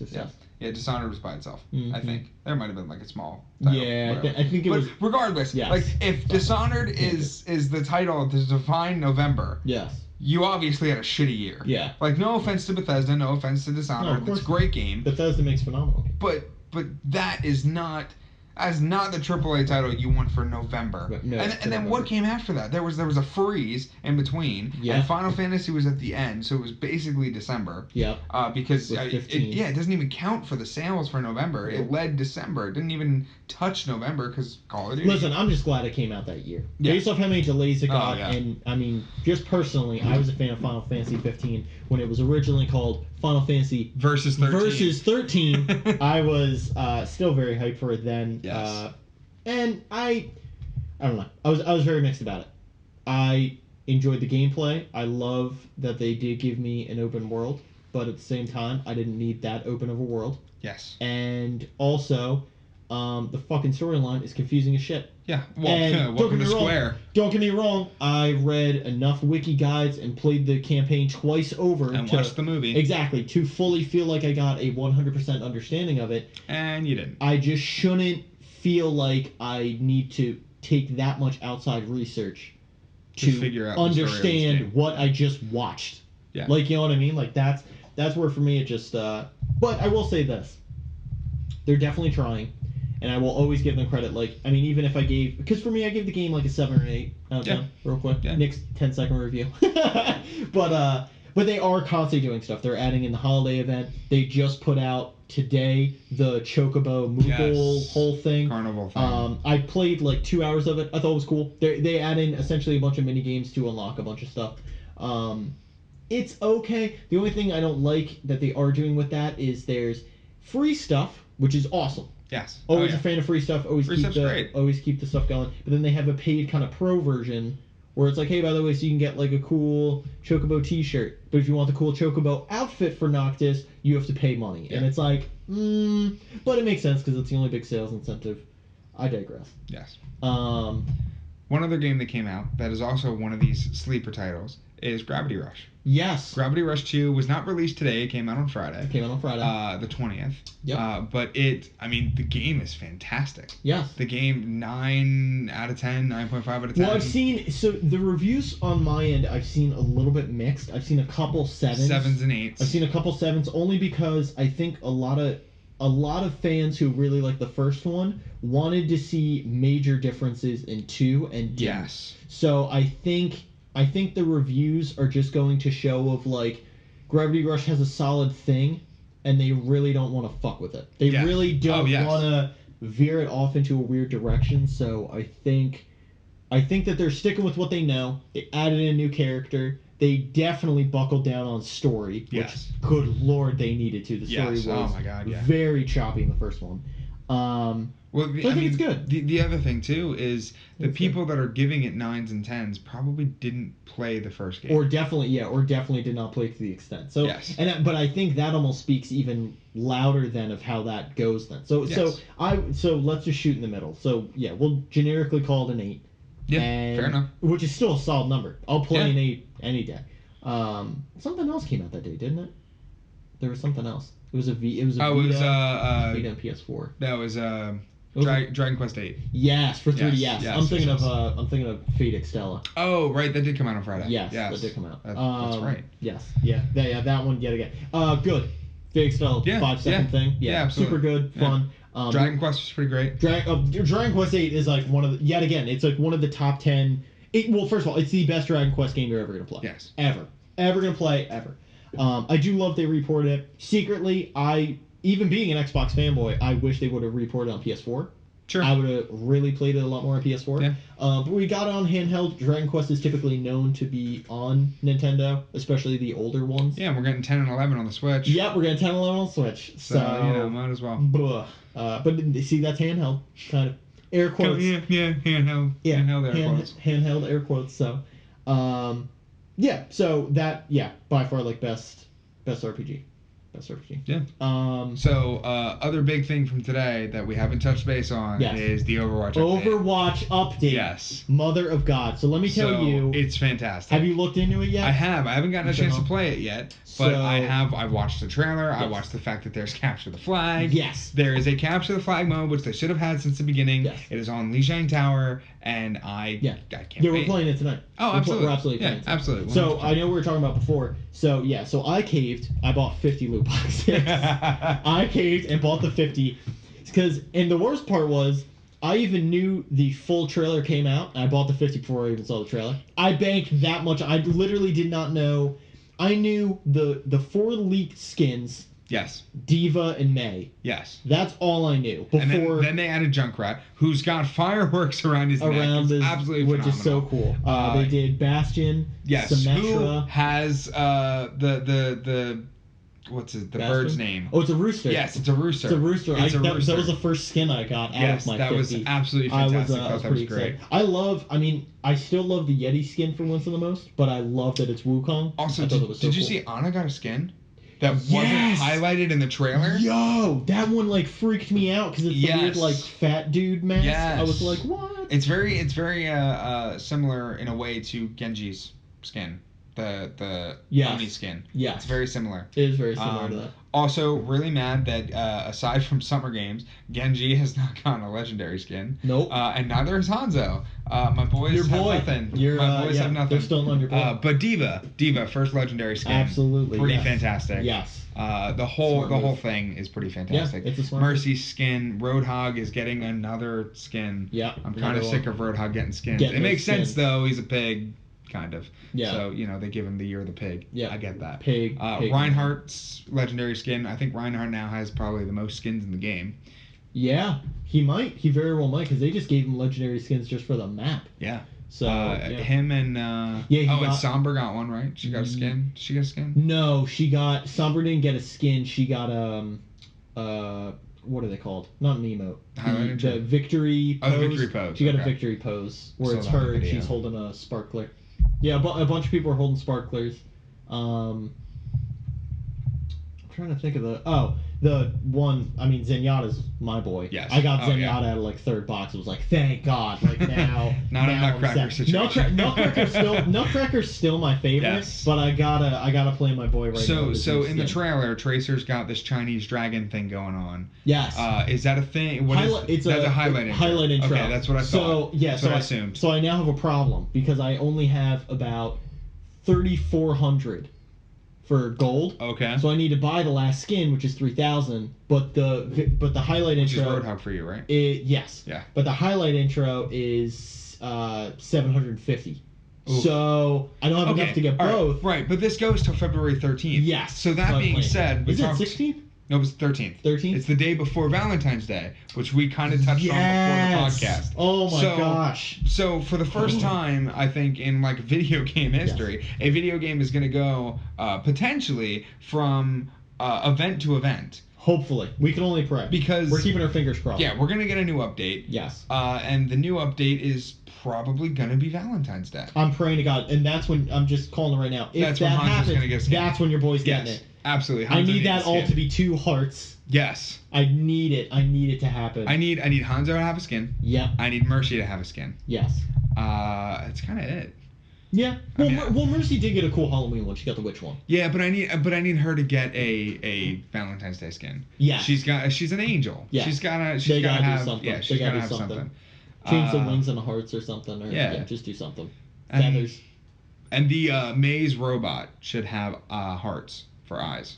They should do that. They should have like a little emote. Do something. Yeah. Or have it just be like a heart bot or something. Yeah. Yeah, they should. Yeah, they should do something. They got plenty of stuff. Also, I didn't know. May, I was actually looking through them, which surprised me. May has 2 different colors. May has 2 different colors. Yes. Because I got the one that I didn't know was a color. Yes, it's white. I got the I can't pronounce the name. Yeah, it's spelled change, but the E is like hyphenated. Yeah. So it's Chang-E, or maybe you don't pronounce it. Maybe it's Chang. I'm horrible with somebody can tell us in the comments. Yes. You can do a pronunciation. Yes, exactly. We would appreciate that, and then you'll get a shout out in the next video. And then the other one is Luna. That's the red and gold one. Yeah. Luna's the red and gold one. I got the all white one. I was still hoping Hanzo was gonna have Chinese dragons to shoot out of his bow. I know. Still, they missed it. They missed the mark. Yeah, they did. Well, it's because I think the only reason they skipped Genji and Hanzo though is because they're Japanese, not Chinese. Oh yeah, but fair enough. But I mean, it's still like dragons. Come on, man, Chinese dragons. Like they missed an opportunity. Oh, I love that thing. Winston's not Chinese. Well, here's the thing. They're now spreading the wealth of dragons. Yes. So now Tracer has. So Tracer's never gonna have dragon except for a highlight intro. Yes. You know what I mean? So see, they're spreading the wealth of dragons. Yeah, it is pretty great. I was also surprised that McCree did not get anything. I thought that they were gonna. I mean, I know it's like America, like he's all set for that. But yeah, I am very surprised. They could have had him hold a sparkler or something. Like. Yes. Yeah. Or they could have done something. Have an emote where like he shoots a firework out of his pistol or something. Yes. Something cool. Yeah. There was a firecracker or something. Interesting. Yeah, they could have done multiple things. I don't know why. But yeah, no, all the skins are sweet. All the skins are amazing. Yet again, threw a bunch of money down. Totally worth it. Yep, I will be as soon as I get paid on Friday. I played 1 round of Capture the Flag. I'm super into it. Yeah, we're gonna play more than that. And it's an arcade, right? Yeah, I'm assuming. It's arcade. So, good. So loot boxes. So first of all, just for winning your first match, you get a loot box. Yes. Not to mention, the other three you get per week. Plus leveling up and so on and so forth. Exactly. Plus cool. Everything else. So it's do we know if Lijiang Tower is the only map that got any kind of decorations? I don't know. Okay. I have only because I know for winter it was they added and well, there was a bunch for Christmas. They did a bunch. Remember, they had the trees everywhere. Yeah, but that was just King's Row and Hanamura. They didn't really do any other maps. No. They did in the all machine based looking one. Oh, yeah. They did. Yeah, they're like everywhere. There's a Christmas tree almost in every one. Yeah, that's right. They might not be all throughout the map, but in the home bases there was at least. Hanamura was also covered in snow. I also forgot to mention the main thing is as well. They finally did the update because they did their whole YouTube video about it. Now. 4 sprays and 4 emotes per character. Oh, that happened today? That happened today. All right, cool. So, very cool. So I only knew that because I started opening loot boxes. Yes. And they were like 1 of 4. And I was like, wait, what? I was like, 4 different... And I was like, oh! So you can equip all of them in that basic wheel. It's super easy how they do it. I love how they have it set up too because while you're looking, they tell you what is also now currently equipped. So you don't forget. Oh, word. Okay. That's cool. Yeah, it's awesome. Very hype. Overwatch is the best. Overwatch is the best. Best game, easily best game of last year. Yes. They keep adding stuff. Absolutely. Super big fan.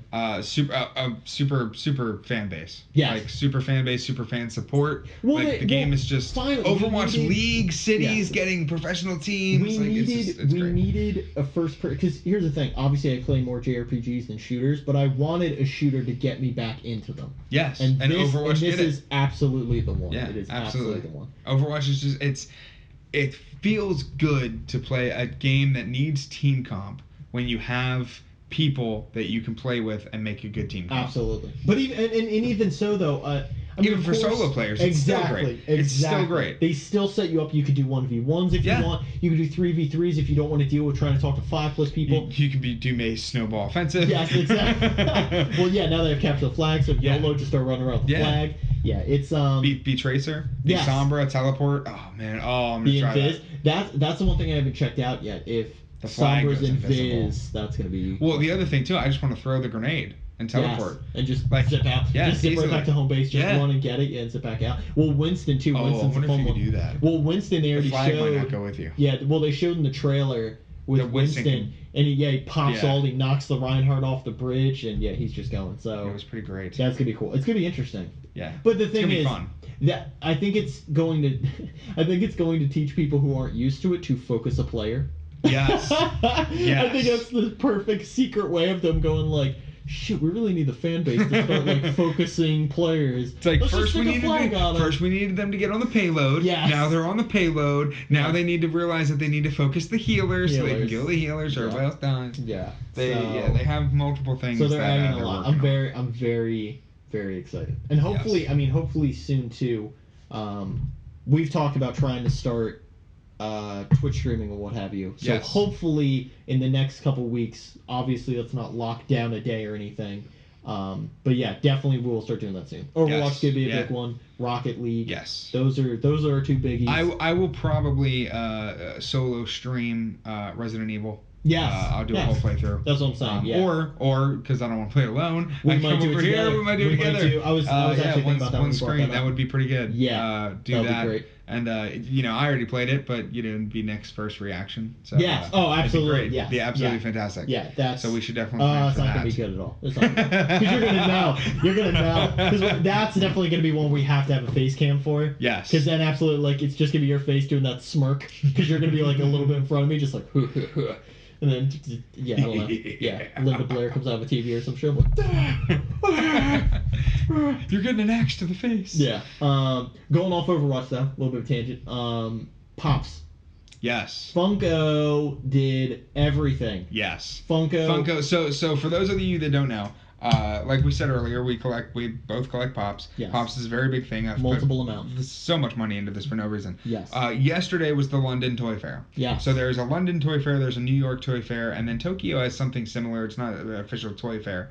But Funko, as well as Jazzwares and Hot Toys and a whole bunch of other first four figures, a whole bunch of companies go to these and they unveil either projects that they're working on, they bring things with them, or they bring artwork. Yep. So one thing that Funko did yesterday was they unveiled everything. They talked about different things last year and said, the 2017 was going to be insane, but they didn't really elaborate too much on the insanity that has subdued. It's crazy. It's fantastic. Overwatch Series 2, Gears of War with Series the 6-inch 2. Brewmox. Yes. Well, let's talk about Overwatch. Okay. So Overwatch. We'll go beat by beat on this one. So first of all, with Overwatch, we got Lucio, who has part of the music coming off of his skate. Yep, he's skating. It's fantastic. So we got Lucio, who looks fantastic. Well, you can definitely tell with these, they're in a lot more detail, and they're definitely more kind of in action. Yes. You can tell McCree's kind of doing his quick draw thing. I think May's just posing nicer. I think the Pops, you can definitely tell the quality now is getting a lot better than just kind of. Well, it's because they're getting so much more money from people. Exactly. Well, they keep upping up the price of one. I mean, if you have 200, I have 150. Like, come on. The people are buying it. It's getting pretty crazy. The subscription boxes. I'm just waiting for a video game subscription box. Stop. We can't. That's the prediction I want, but my wallet can't handle. Yeah. So we have have May, Lucio, McCree. Symmetra that comes with a turret. Yes. That is pretty cool. Which is very cool. Reinhardt, which is 6-inch. Yes. And same thing with Diva. And Diva, I'm assuming, I guess that's a mystery mini inside, and that it's going to act like the Titanfall pops? Yes.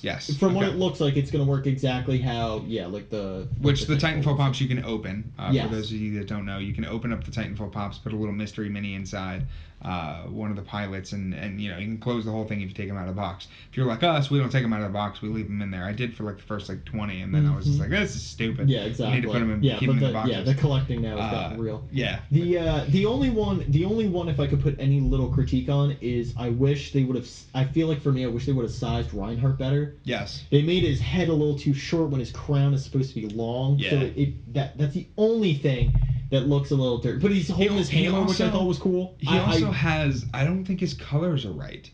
He's like... They're like gray, not silver. Yeah, but that and his orange is like way too profound. Yeah, it definitely does stand out a little bit. I really hope, I hope that's kind of one where like the sketch doesn't look like the pop does. Yes. Like it's more like wait till you see it, yeah. And then when we see it, I think hopefully it'll look a lot. I'm nicer. also imagining he's going to be pretty heavy.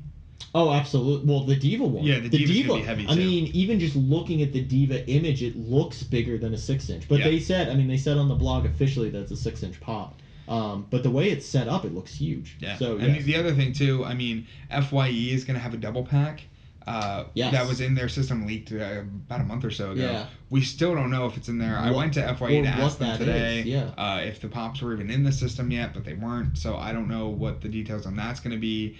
GameStop has had an Emerald Farah up in their system for a while. Yep. Which that I don't even think is part of Wave 2. I just think that's I think that's its own thing. But there's also now USA McCree, yes, which is fully GameStop exclusive. Yes. The Emerald Farah might not be, but the USA McCree, that's going to be awesome. Yeah. Have the American flag over him like he does with the that's what I'm saying. outfits. I've been really iffy, even though Overwatch is by far my favorite game of last year. I've been iffy on the pops only because I didn't know in what quantity and the whole thing. So for me, I'm definitely going to get a lot of these alternate skins. Yeah. Me personally, I'm going to hold off a lot of the generic ones and wait till they do. Well, I was about to say yes. This is one series that I'm close enough, aside from like definitely. White Reaper and Golden Widowmaker. Yes. The other ones I can get. Yes. I can absolutely get. Well, and plus too, they keep re-adding stuff. Like even on Blizzard's website, they re-added Farah. Yeah, Farah's just back up. Yeah, I was about to say she's still up right now. Well, she went down. She went for down. a couple months. Yes, yeah, but I'm saying just of like 2 days ago, I think they put her back up. Yeah. By the time we post this, they might have it down. Yeah, it's probably gonna be down. So we Overwatch. That's all Overwatch. Gears. So Gears. Let's be honest. All the characters, awesome. 6-inch Brumok is it. Yes. That's the one. Yes. Now I was talking to Kyle earlier. Kyle is a very close friend of ours. Mm-hmm. He also collects pops. Yes. We call him Paw Paw. Yes. So he will be on the show at some point. Absolutely. We will definitely bring him on. We'll absolutely have him on. But he also told me he doesn't want us to talk too much about movies without him. So we'll keep it short. Yeah, we'll have to. We have to absolutely have a big conversation today. Yes. Which Kyle is more than welcome to comment on. Oh yeah. And share his thoughts. Oh yeah. We'll see. But regardless. Kyle definitely made an interesting assumption that the Brumok looks like a South Park character. It looks as if you took, the way the artwork is, that if you took a Brumok and tried to draw him as a parody in South Park, this is what you'd get. And I absolutely agree. I could see that a little bit. I totally. Well, at the same time, because that's kind of pops in general. They really have to simplify, cartoon it. Well, with the Brumok, they definitely did not. Yeah. Like he's got so much detail. Well, I was about to. Well, that's what they're doing a lot more now. You can tell with a lot of the newer ones. They're definitely. And then we got Dom, we got Marcus, Old Man Marcus. We got Baird, we got Cole, and we got Oscar. Who Oscar's from Gears 4. So the other thing I'm wondering too, this is going to be the first time that the Gears 4 logo is not actually on the pops, because the pops all say Gears of War 4. Yes. These will say Gears of War. Which, if they're doing a Series 2, there's probably going to be a Series 3. Of course. There's probably going to be a GameStop exclusive on its video games. They're going to have to do the Locust Queen. Yes. They're going to have to do Hoffman. I guarantee they'll probably do either like a 6-inch Cantus or some type of ride thing. Oh, they'll do a ride for a Corpse or exactly. a Reaver. Yeah. We also need a Prescott. I think Prescott would be interesting. Yes. To have a Gears character that's not in armor. Yes. Plus, and then there's Sam and there's Anya. Well, plus too, I mean, especially with Gears 4, they even have a bunch of the characters, not in story, but a lot of the extra cards and stuff as them in uniform. Yeah, well, they are in the beginning. Well, yeah, but that's what I'm saying. I'm surprised. Well, let's say this: if Gears really does pick up pop-wise, they could absolutely do that. Yeah. They could absolutely do, without armor and a 6-inch Berserker. Let's get that. That's what I'm saying. They could do a lot. Intense. They have a lot. They have a lot that they could. They have a lot that they could work with. So this next pop category is going to be all you. Parks and Rec. Parks and Rec is fantastic. I was going back to Kyle for 5 seconds. So I actually sent him that. Any fan that is going into this is fantastic. Lil Sebastian, which is a running joke throughout the entire show that they put through. It is, I can't, just Ron Swanson on his own. On his own. I hope they have a Chase version where he's just more angry. That's all I want. I don't need anything else different. Just that. That's awesome. Or a Chase version where his mustache is glowing. Just something different. Something special. I might get the whole series just for Lil Sebastian. Just purely for that. Like, that is, I love that they did that. That's such a smart move on there because it's such a inside joke. So all the fans just think it's hilarious, and you know what I mean? For Pops, it's just more Pops. So yeah. The one I will say that did get announced real quick that I don't think either of us watched, but I do like the real quality, and I know fans are really into it, is Twin Peaks. Yes. Twin Peaks is coming back. Yes. And the Pops look amazing. Yeah, the Pops look fantastic. Pops look so good. I did get them confused when I first looked, because it almost looks like Stranger Things. Yes, the Boxes look like Stranger Things. The box so I was like, exactly we've already seen these, and I was like, wait, this isn't that. This is a different show. I made the exact same assumption on there. Because the show's getting rebooted. Yes. With Netflix, and those ones look awesome. They look great. Also, going off of Twin Peaks and Stranger Things, I think it'd be cool if we got Penny Dreadful Pops. Absolutely. I think that'd be very, very interesting for them to add. I'm still pissed that show got canceled. Yes. And then we got the Alias Pops, which I never watched Alias, but it's the same character in four different forms. Which is cool. That's pretty legit. We got the 100, which I'm a huge fan. Yes, super fan of the 100. It's gonna be fantastic. All the characters look absolutely amazing. Mm-hmm. Lincoln, who is a character that's completely covered in weapons and armor and scars and stuff on the show, is just he is very, very exact. Everything it's fantastic. They were on point with it. They did the Nicktoons. We got our first look at the 90s Nicktoons. Cat Dog, All Real Monsters, and Rugrats. We got the Reptar. All I needed. I'm calling it right now. They're doing a Chase Reptar. Yeah, I'm calling it right now. Or they're going to do a Hot Topic exclusive Glow in the Dark. Because every Hot Topic exclusive is Glow in the Dark. So they're going to wind up doing a Glow in the Dark Reptar that's Hot Topic exclusive. Also, speaking of which, I found out that Hot Topic has a exclusive Donald from Kingdom Hearts, which I'm really mad about. They just posted some of the images. Yes. I still. The Pops are great. Well, because GameStop has the Goofy. Yes. But the one theory I had was it was going to be Goofy regular, and then GameStop was going to get him with a shield. But no. The generic one is him with shield. But the Hot Topic Donald looks generic. Yes. So I don't know what regular Donald looks like. Well, no, because they showed the image for both. The regular Donald looks like the old school wizard. Oh, okay, that's cool. I did not see all the images. So what I think they're going to do now is if they are going to stick with that, the GameStop one for Goofy is going to be him in the old armor. That would make sense. With That'd be the cool. Night helm and stuff when he's still guarding Mickey. They still might do that. That's the best assumption I have at this point. Here's the thing, though. They are still Pop Disney, and we still don't have Pops of Sora, Riku, or Kairi, which is going to really bother me, because then the only Pop that has a Keyblade will be Mickey. Mm-hmm. Well, I still think, I think they're fighting over either exclusivity or who gets preview first. Or Square Enix. Square Enix just might not be saying that you can do this. No, they will. They have to. Because you know. Nintendo's never doing Pops. Why should Square Enix? Well, because I would literally spend all my money on Final Fantasy Pops. I'd literally be orphan poor. I'd be orphan poor immediately. Yeah. It'd be a done deal. It'd be a wrap. They should absolutely. I don't know why they don't. Yeah. They absolutely should. Nintendo should definitely jump on that. I'd put all my... No, here's the thing. They have to put Sora, Riku, and Kairi. They have to. They would have to. They have to. They can't put Kingdom Hearts and not put them in. It makes no fucking sense. I guarantee them either or it's going to be a crazy thing that's got to do with like the collector's edition of 3. Or they're going to do like a series 2 and just have it be like the most impossible thing. They're going to get like all the shitty ones out in wave 1 to build up hype. I'm still hoping that they do Sora in his different forms. Yeah, in the different mastery forms. Yeah. I secretly want them to have a chase, but I don't because I know there's no way I'll be able to get it. Yeah. I'll literally have to murder people. Speaking of which, the Daredevil Pops, the Season 2 Daredevil Pops just got revealed today. We just saw and this. Punisher with the mask with Chase is the Chase. Which looks awesome, but which I thought they were going to be separate. Yes. I thought they were going to be separate. Based off of all the upcoming lists that I've seen from FYE, from GameStop, from Hot Topic, it looked like they were going to be separate pops. And I think at first they were. Yeah. And now they changed it to be chases. Yeah. Which, if they're sticking to changing the ratios for chases, and it could be a 1-in-6 chase if it was supposed to be a separate figure. In theory. I might just pre-order 6 of them. Yeah. And deal with it. Yeah. It is that is one that's definitely right there. Well, I was about to say you're super big Marvel, Netflix. Yep, need it all. Super big already, I got all the first Daredevil ones. I just picked up Luke Cage. Yep. As soon as Jessica Jones pops in, I'm gonna grab her. So yeah, it should be soon because they implied that it's February 15th. Yep, is the date that I've heard. So it should be soon.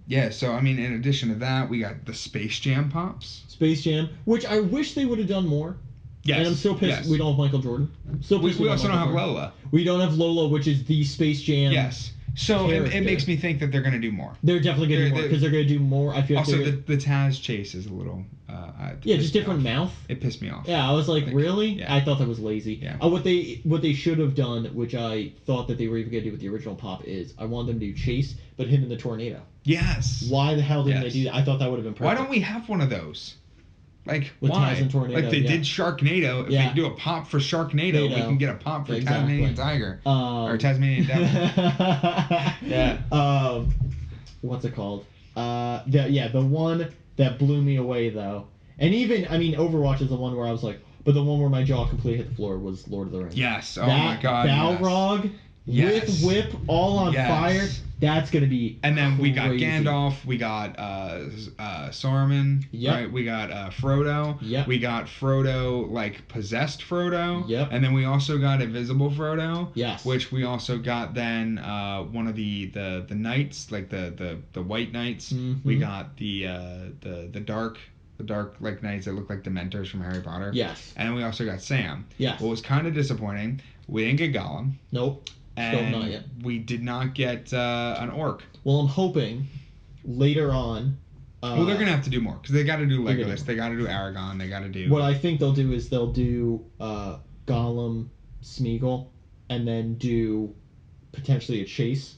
Oh, okay. One over the other. You know what I mean? Do the personalities. Cool. Yeah. They'll probably promote Gollum as the main one. Yeah. And then and then the chase hopefully is like Smeagol. Or maybe they'll just do 2 separate ones. Who knows? I just feel like they've definitely, at least in the past couple of months, they've been pushing Chase a lot more. I've noticed that. Like, they just changed the ratios. Yeah. Because it's 1-in-6, 1-in-16, 1-in-32, or 1-in-128. Which 1-in-128 are the conference ones. Yes. Speaking of which, as of recording, which I already future apologize because by the time we post this, it's already be way too late. I'm totally blanking here. The new Joker for Hot Topic, the exclusive one, just got put up today on their website. Yeah. Same thing. 1-in-6 chase. The bombshells. Jeez, I could not remember the name. The bombshells. Yep. I think all of them look awesome. Yeah, which Wonder Woman has a chase. Wonder Woman has a chase. Joker has the chase, which is black and white. Yep. And then the GameStop exclusive one is Harley Quinn, which that looks like this is sepia. Sepia town. Thank you. Those look awesome. Those are great. That was before the whole announcement, though. Yeah, they announced so much more. I have so many more written here. Mystery Science Theater 3000. I'm so hyped for that. That's such a niche thing that nobody else cares about, but I'm so hyped for that. We got Death Note. Oh, anime. Oh Yes. my god, anime. What was the other one? I don't know. Death Note and My Hero Academia. Yes, that. So My Hero Academia, like, real quick, it's a macadamia nut. Yeah, is what it is. It's a real big anime. Well, originally it's a manga, of course, but it's one that Funimation is just throwing all of their money into. Okay. To put in perspective, they've already come out with 6 books, probably about 50 plus chapters, and are already working on season 2, all within a year. Funimation is just funneling all of their, like, this is their anime this is their next big one. Okay. Like, they've already been hyping everyone for it. I've been reading, watching, and I can't wait. You think it'll be as big as like the big 4, like Dragon Ball, Naruto, I don't know One if it'll Piece? be as big, but it is definitely gonna try to be a contender. It is definitely in Soul Eater, probably above Soul Eater category, in the sense of like it is. Like on the same lines of Bleach, maybe. Yeah, well, Bleach I consider part of the big 4. Like, Okay, I sure. usually do DBZ, Bleach, One Piece, Naruto. Okay. Those are usually the big 4. So I wouldn't say there yet, but if Funimation keeps pushing it, absolutely. If Funimation keeps pushing it this strong, definitely. Yeah, and then I mean they also did the Ghost. They also did the Ghost in the Shell pops, which are based off the movie, not the show. Oh, I wanted the show. Yeah. I wanted the anime. I wanted the anime, not the movie. But we talked about this beforehand. I knew it was going to be the movie because it makes sense. They have to promote the movie, which I'm all for. But fuck that. Give me the anime pops. I deserve them. I put in time and effort. I still want, because I was thinking about older animes too, which this isn't going to track you too much at all. I still want Evangelion, where they have the pilots and then you do 6-inch like Evas. Oh my god! Can we get some Full Metal pops, please? Please. Why haven't they? Yeah. You could do 13 different Edwards. Can we get one with cape? One Can we without? get Digimon pops since we're never getting Pokemon Since pops? we're now, Can we do Digimon? I want an Agumon pop. I want a Tai pop. Can we please get those? They could. More pops though. They announced Captain Underpants, which is pretty cool. My little bird's gonna be hyped for that one. They announced Series 2 of Batman.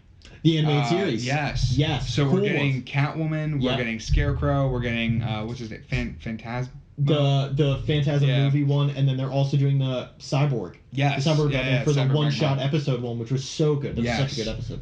We got Ratatouille, which was interesting. Yeah. We got Mass Effect Andromeda, the first look at the pops. Yes. So there are a lot more. There's a lot more, but they showed us They showed Sarah Ryder and one of the twins. Yes. And then one of the Asaris. Yes. Who has a really weird name. Yeah. It's like Beboop or something. Yeah. It is. It's one. I was gonna say Pee-wee. Yeah, that's what I was gonna say. It's not the name, but it's something odd. But I'm all for Asaris. They're one of my favorite races in the in the whole game. And then they did they showed off Tekken, which the Tekken pops are pretty cool. Yes. They are pretty legit. Jin's the big one I want. I hope they do a different variant. With the King.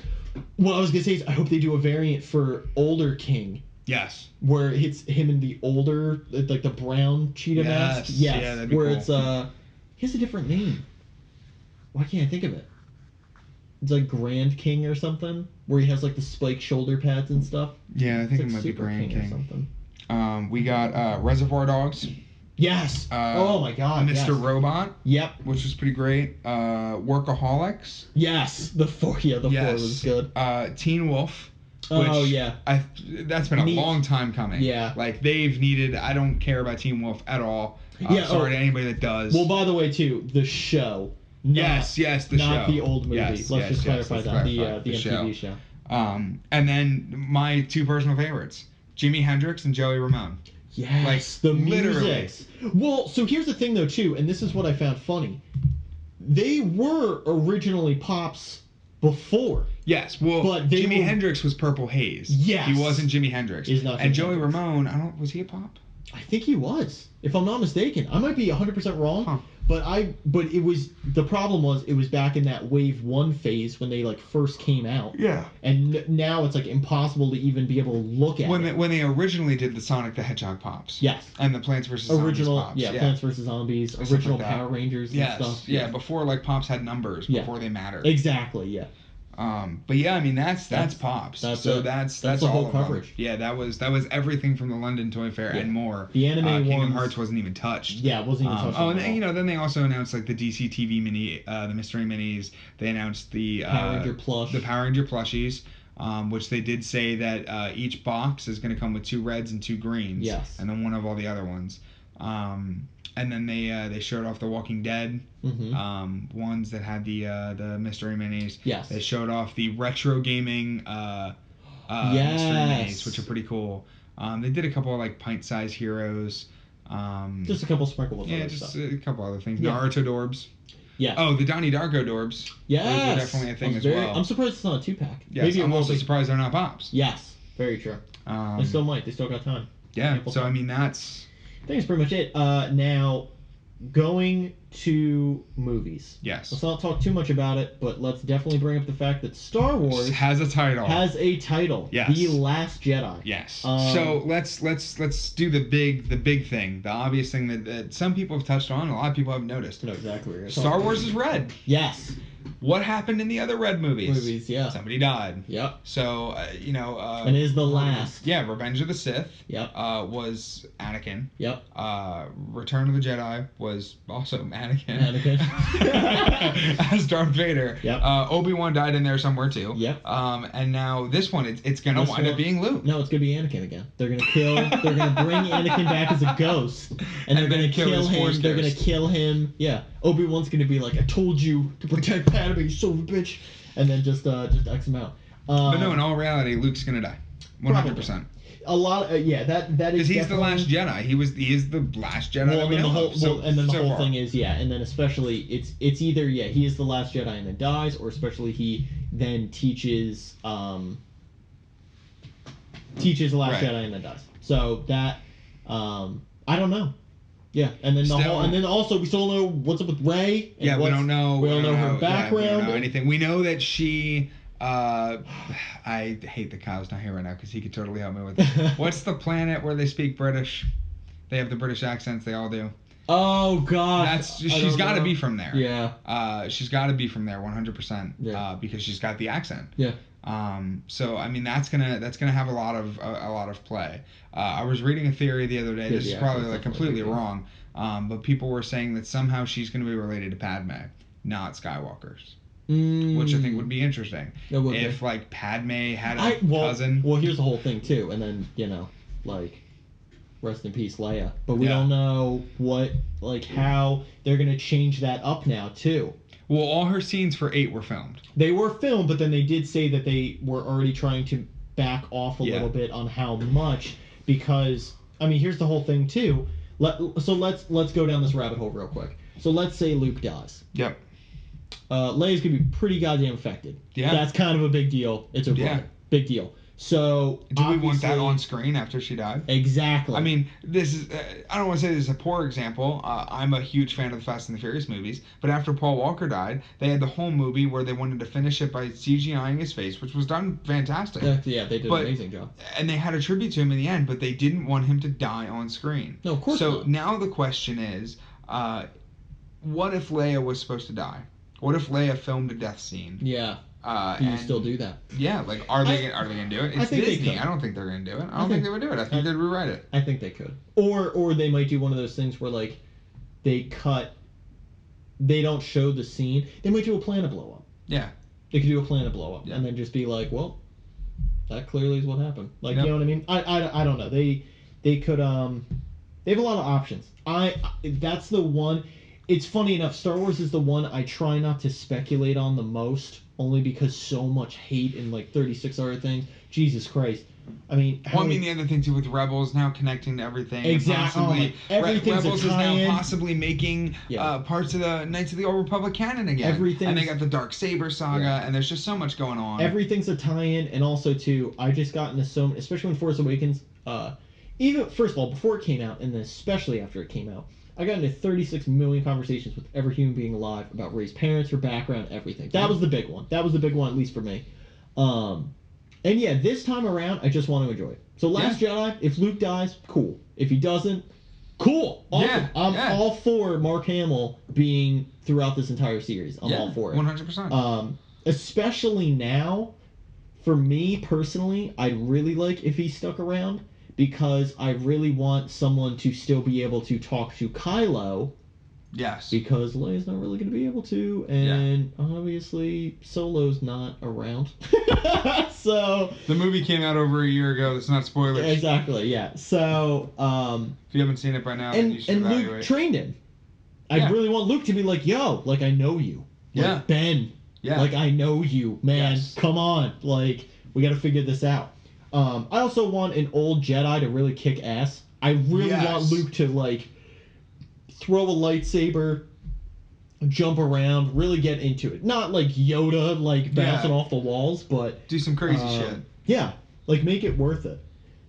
I know he's not doing like Force lightning or anything, but something new. I mean, Jesus Christ, in the latest one, they're stopping bullets.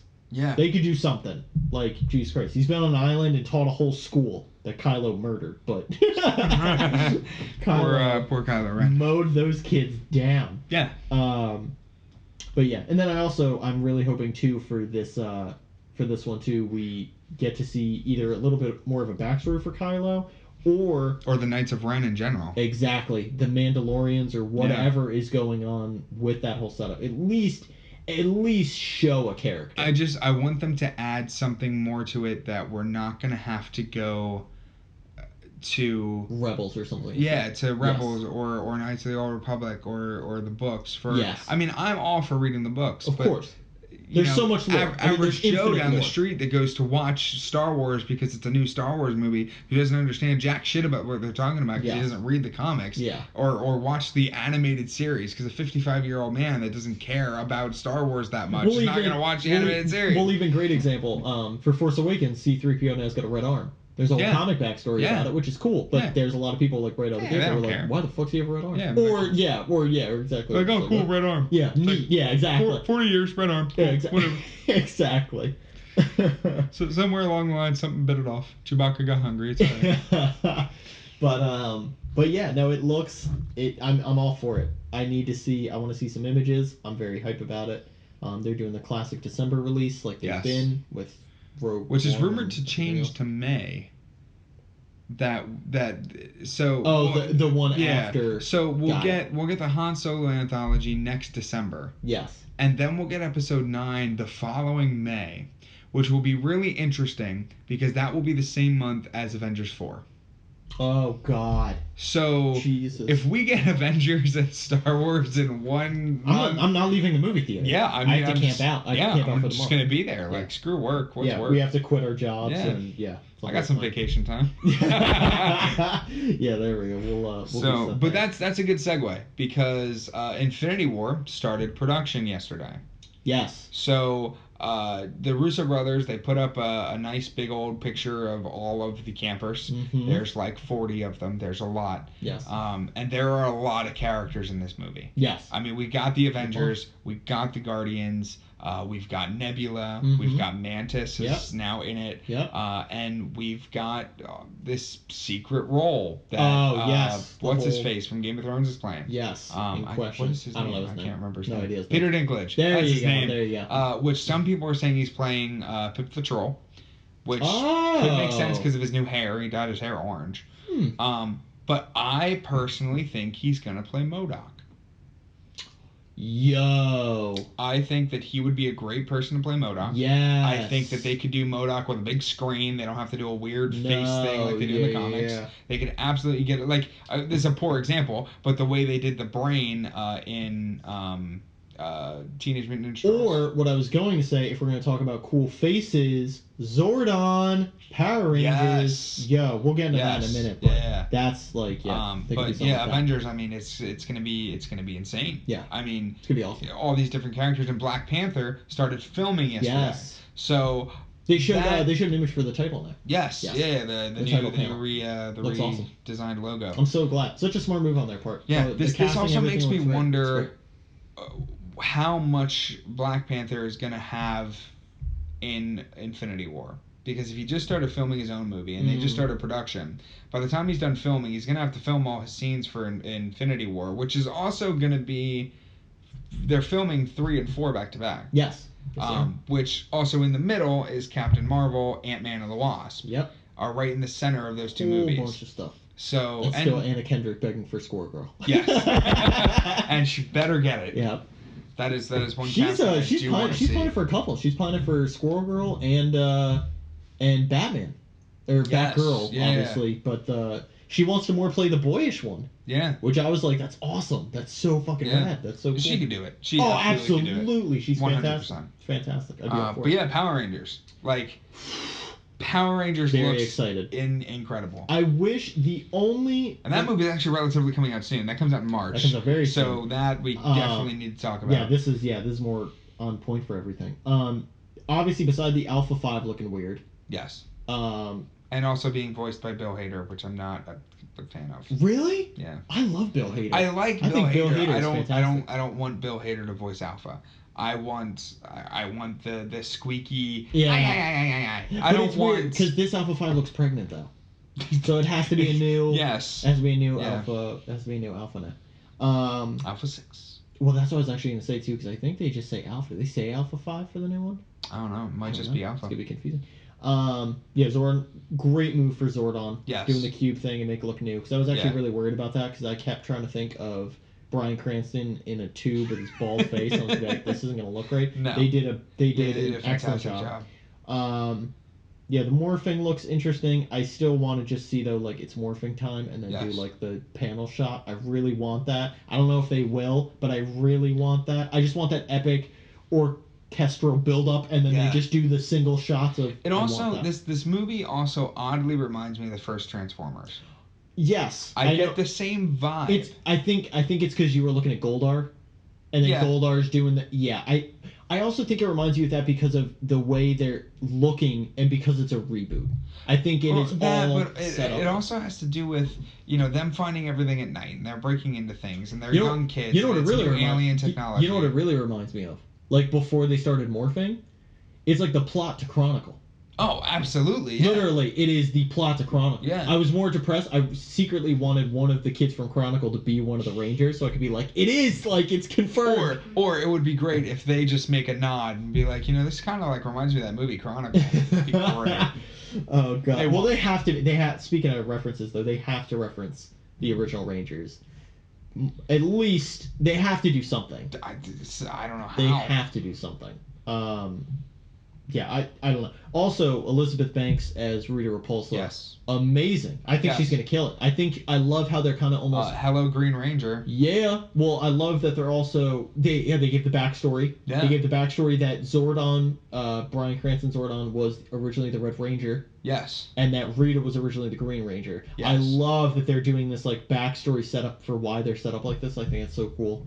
But yeah, I love, at least in the scene she's in so far, I feel like I'm getting like a Freddy Krueger vibe. Yeah. Like she's coming in dreams, and like she's in the one bedroom in the one shot. Like, she is going to be an amazing villain. Oh, I think it's going to be cool. I think they're going to have fun. Yes. And that's what they need to do. I think they're going to make her like super evil and a little bit outlandish, and it's good. And also have the same kind of mindset that she has in Hunger Games.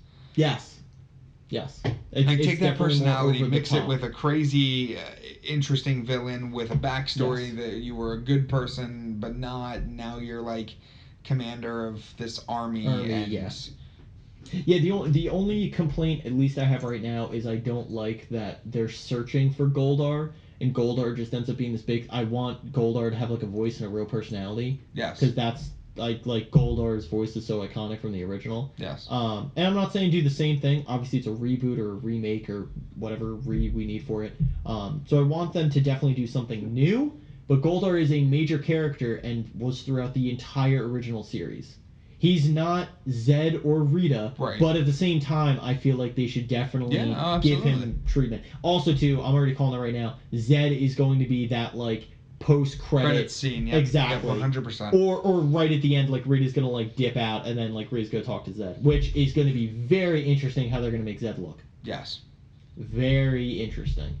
Not a whole bunch of muscles on the outside. And then brain fade. They might. I mean, the thing is, Zed, even way back in the day, Zed looked very terrifying with the tubes and stuff. So I definitely think they're going to do some type of way of that. Yeah. I hope they don't dumb it down.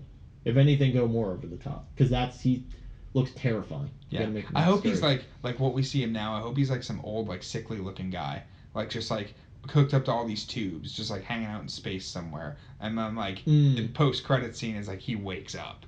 and like gets off these tubes, and he's just like, all right, you took down Rita, now I'm coming for you. Or not even old, but just like in slumber. Yeah. Or something. Just like this like worn down looking body. They'll probably, I guarantee, in my opinion, I think they'll do a Thanos type thing. Yeah. Sitting on a throne, then turn around and be like, well, if you can't do it, if you can't trust people, do it yourself. And then, pick up the Z staff and then just like, do. Or maybe not even show them, just have a hand pick up the Z staff. I don't know. They could do a lot. They're based off the hype and the way this is going, they're definitely gonna do another one. Oh, absolutely. Yeah. Unless they like Fantastic Four fuck it up, which I don't see. Okay, but Fantastic Four looked like it was terrible from the trailer. That's very true. This movie actually looks good. Yes, this actually does. It's a Dark Breakfast Club. Yes. That's what it is. Dark Breakfast Club. It's the Breakfast Club going emo. Also going to movies XD. that come out right around the same time. Logan. Yes. Logan. So I was having a conversation about this earlier. So I have a very interesting theory about this movie. Okay. Wolverine, Logan, is referencing a comic. Picks it up. Picks up an X-Men comic. It is an X-Men comic. Picks up an X-Men comic. And he says, these are the stories, but they weren't told the way you've heard them. Yes. And he says he's saying that to X-23. But he's also saying that, just in general. In general. So I'm thinking that this isn't part of a timeline. I'm thinking that all of the movies and all of the comics are X-Men stories in this universe. That's what you're saying. That Professor X was portrayed and Logan was portrayed, but none of it was real, and it all had different stories. I think the main reason, at least for me, I think the main reason why they're doing this is they're definitely trying to make a big reference, but they're also trying to ground it and also kind of give X-23 a premise to know who Wolverine is without having to have a big 30-minute introduction of, hey, I'm Wolverine, I was part of the X-Men, this is what I did. Also, I think they need to say that because, like, Wolverine has never worn the costume. Yeah. And unless in this movie, because he's rumored he puts it on. Yes. Well, I was just going to say that. Hugh Jackman has said multiple times he has wanted to don the original costume for Wolverine, but yeah, it's just never ended up happening. Also, they kept trying to do it, and would kind of look weird. Yeah. When he had his hair sticking up like that. Yeah. Ridiculous. So I mean, they'll definitely try to do something. I'm just all for the movie. I love that Marvel is finally listening and really not afraid of an R rating, and they're really trying to go for it. And it's more so Fox. And and they tried it with Deadpool, and Deadpool went. But this isn't going to be like Deadpool was rated R for comedy. Well, what I love is too, like, they're going violent, but they're also not going absurdly violent just to be absurdly violent. They're putting it in situations where it makes sense. Yes. Like. And like we can finally see Wolverine fucking stab somebody through the chest, and it makes sense that he's stabbing them through the chest. Like it makes sense. It's not, hey, I'm gonna rip your leather. That one shot where he just does the claw through the dude's top of his head. Oh man! And then X-23 like jumping over him and like cutting somebody up. And then they're doing that whole duel fight in the woods. Oh man, it's gonna be bananas. It oddly reminds me of the Resident Evil movies. Like. They're in like a desert scene, and Resident Evil Extinction was like that. But there's also that little girl. Well, they're road tripping. Yeah, they're definitely road tripping. And Patrick Stewart, Professor X has Alzheimer's. Yes, I think it's very interesting. Yeah, I mean, it makes sense though because how old he is. Yeah, and mind reading mutant with Alzheimer's. Like, how does that work? It's gonna be cool. It's gonna add a very big story dynamic. Yes, I think it's great. I think I'm also really hoping that other people show up. Like, I'm really hoping that we see Ian McKellen as Magneto, or something, figure out what happened, or he died or something. Yeah. I'm really hoping that we get a lot of. I'd love to see a Beast. Kelsey Grammer. Yeah, which they probably won't, but I really want them to. I think that'd be cool. I just want to see it old fucking Blue, his old Blue. Just like that's like we're talking about old people. Like that's what I want. I want old Blue in the chair, maybe like upside down on like the monkey bars still, but like worn down.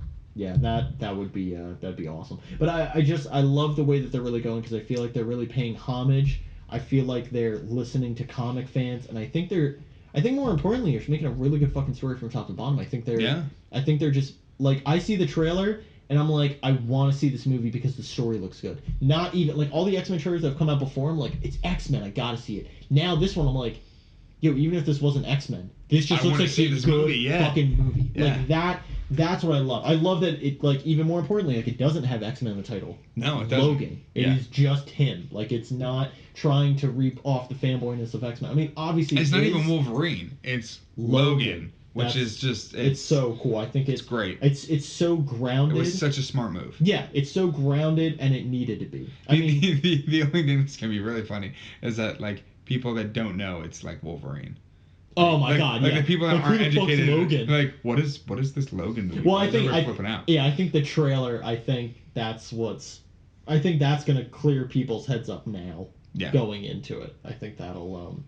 Yeah, and I mean, there's a ton of trailers that have dropped recently for a whole bunch of new movies. I mean, we got Beauty and the Beast, we got Fate of the Furious, which is going to be a weird, insane movie. We got the first trailer for Baywatch a couple months ago. It looks hilarious. Yes, Baywatch looks fantastic. It looks great. I think it's we got some more images from Jumanji. Which looks really, really good. Which Jack Black and The Rock, right? Yeah, I think Jack Black. Oh, Kevin Hart. No, I don't know. I think Kevin Hart's in it. Maybe. Oh, I know Karen Gillan's in it. Yes. So, yeah. I don't think Kevin Hart's in it. Maybe I may have Jack Black. Jack Black, I think I may have. Well, Jack Black's in Goosebumps, which also just got a sequel announced. Yes. Goosebumps 2. Yeah, I know. No one's excited for that one. No, not at all. No, not at all. They did a bunch of half-ass references and were like, hey! And the problem was it was all geared towards kids. Yep. And all the people that gave a shit about the old books didn't even watch it. So it was like, reference. Because it was a kid's movie. It was a kid's movie. A horror book. Yeah. For adults. People to reference. It wasn't what we expected. That's that classic thing of like nostalgia, but for the wrong fucking market. It's just like speaking of good nostalgia market move, Samurai Jack. Officially got announced for Toonami in March. Yeah. It's gonna be and it's season 5. It's not a reboot. No, it is. And it's taking place. I think they say it's like multiple years later. Yes. Which and it's purely now like Jack was not able to go back to his time, so now he is like a brutal older like Jack. Now he's way more intense. Yes. So I think that's gonna be cool. I think he's still gonna try to go back in time, but it is definitely gearing into a different direction. Yes. It's gonna be cool. Yeah. It's gonna be awesome. So excited. It's gonna be absolutely awesome. And it's on Adult Swim, like Toonami, which is now only a part of Adult Swim. So they're definitely and even based off a couple of their shows now, I definitely think they're gonna go more balls to the wall on this. Yeah. Yeah. I think. Yeah, absolutely. Yeah, it's definitely gonna be good. Yeah. Yeah. So I think that's it. We covered a lot of things. Especially for our first. Yes, I think this went. Our cherry popped. I think we did a good job. Yeah, I think this went very well. But please feel free. Any type of comments, criticisms. You say you fucking hate our face, love our face more preferably. Please feel free to post, comment, all that stuff. Yeah, like it, share it, tell people about us. Yes. We're gonna try to do this every Sunday. Yeah. Is the goal. The goal is to post every Sunday. This video will probably be posted on Sunday. This video might be posted on Saturday. Video might be posted on Monday. Find out. Yep. The goal from recording it on Tuesday is to post it on Sunday. In which case, we will be recording Tuesday nights. So it'll be a couple days off. Yes. But everything is still relevant, obviously, because the past doesn't change. Yes, absolutely. So everything will be relevant. Next time, things I want to cover. I want to talk about Horizon Zero Dawn. I want to talk about Halo Wars 2 and For Honor. Yep. 3 huge games that are coming out in February. Yes. Nothing really comes out in between now and our next podcast. No, for me, JRPGs wise stuff. Digimon comes out. Digimon comes out next week. Yes. So that one I'm pretty hyped for, and honestly, that one's gonna take up all my time. The next big one after, like I said, this whole bum rush is gonna be Persona, which comes out in April. And once that happens, I mean, I'm sorry guys, I'm literally just gonna be talking about Persona every podcast. So, we'll have. You have a reason. Yes, exactly. So we'll have a good mix. Yes. And then also, like we said before, definitely the goal is once or twice a week coming up eventually is definitely to start Twitch streaming. Yes. Live streaming stuff. Yes. It'll be great. But we will, on our Facebook page and all that stuff, we'll definitely set up some notifications. Everyone will know what's happening. We'll definitely keep everybody in touch. Yep. Then we'll try to break it down with times. We'll also try to get a video podcast at some point yes. as well. Keep it audio for now. Yes. But I think audio's good for right now. You can still do whatever it is you're doing. Hopefully playing some games that we're talking about. And, yes. Yeah. Yes. Feel free to comment wherever you are. No spoilers though. Yes. Don't spoil anything. Don't be that guy. Yes. Or girl. Don't be that guy or girl. Percentage progression, and that is all. Yes. Yes. But yeah, so Horizon, Halo, For Honor, EA also announced their EA Play event, which is part of E3. Yep. So I definitely have some thoughts on that I'm going to bring up next time. If you guys think that there is anything in particular they're going to talk about, please feel free to throw that in the comments. We will definitely bring that up next time. I'm sure there will be a new movie trailer, new pops being announced, and a whole bunch of cool stuff. Give you an update on Resident Evil, give you an update on Digimon. All that stuff. All that fun stuff. Yes, we will update all the stuff. Yes. Yes. So. Right. Adios, kids. Yeah. Yeah. This was fun. Yes. We will see you on next. Well, you will hear us next Sunday. Yes.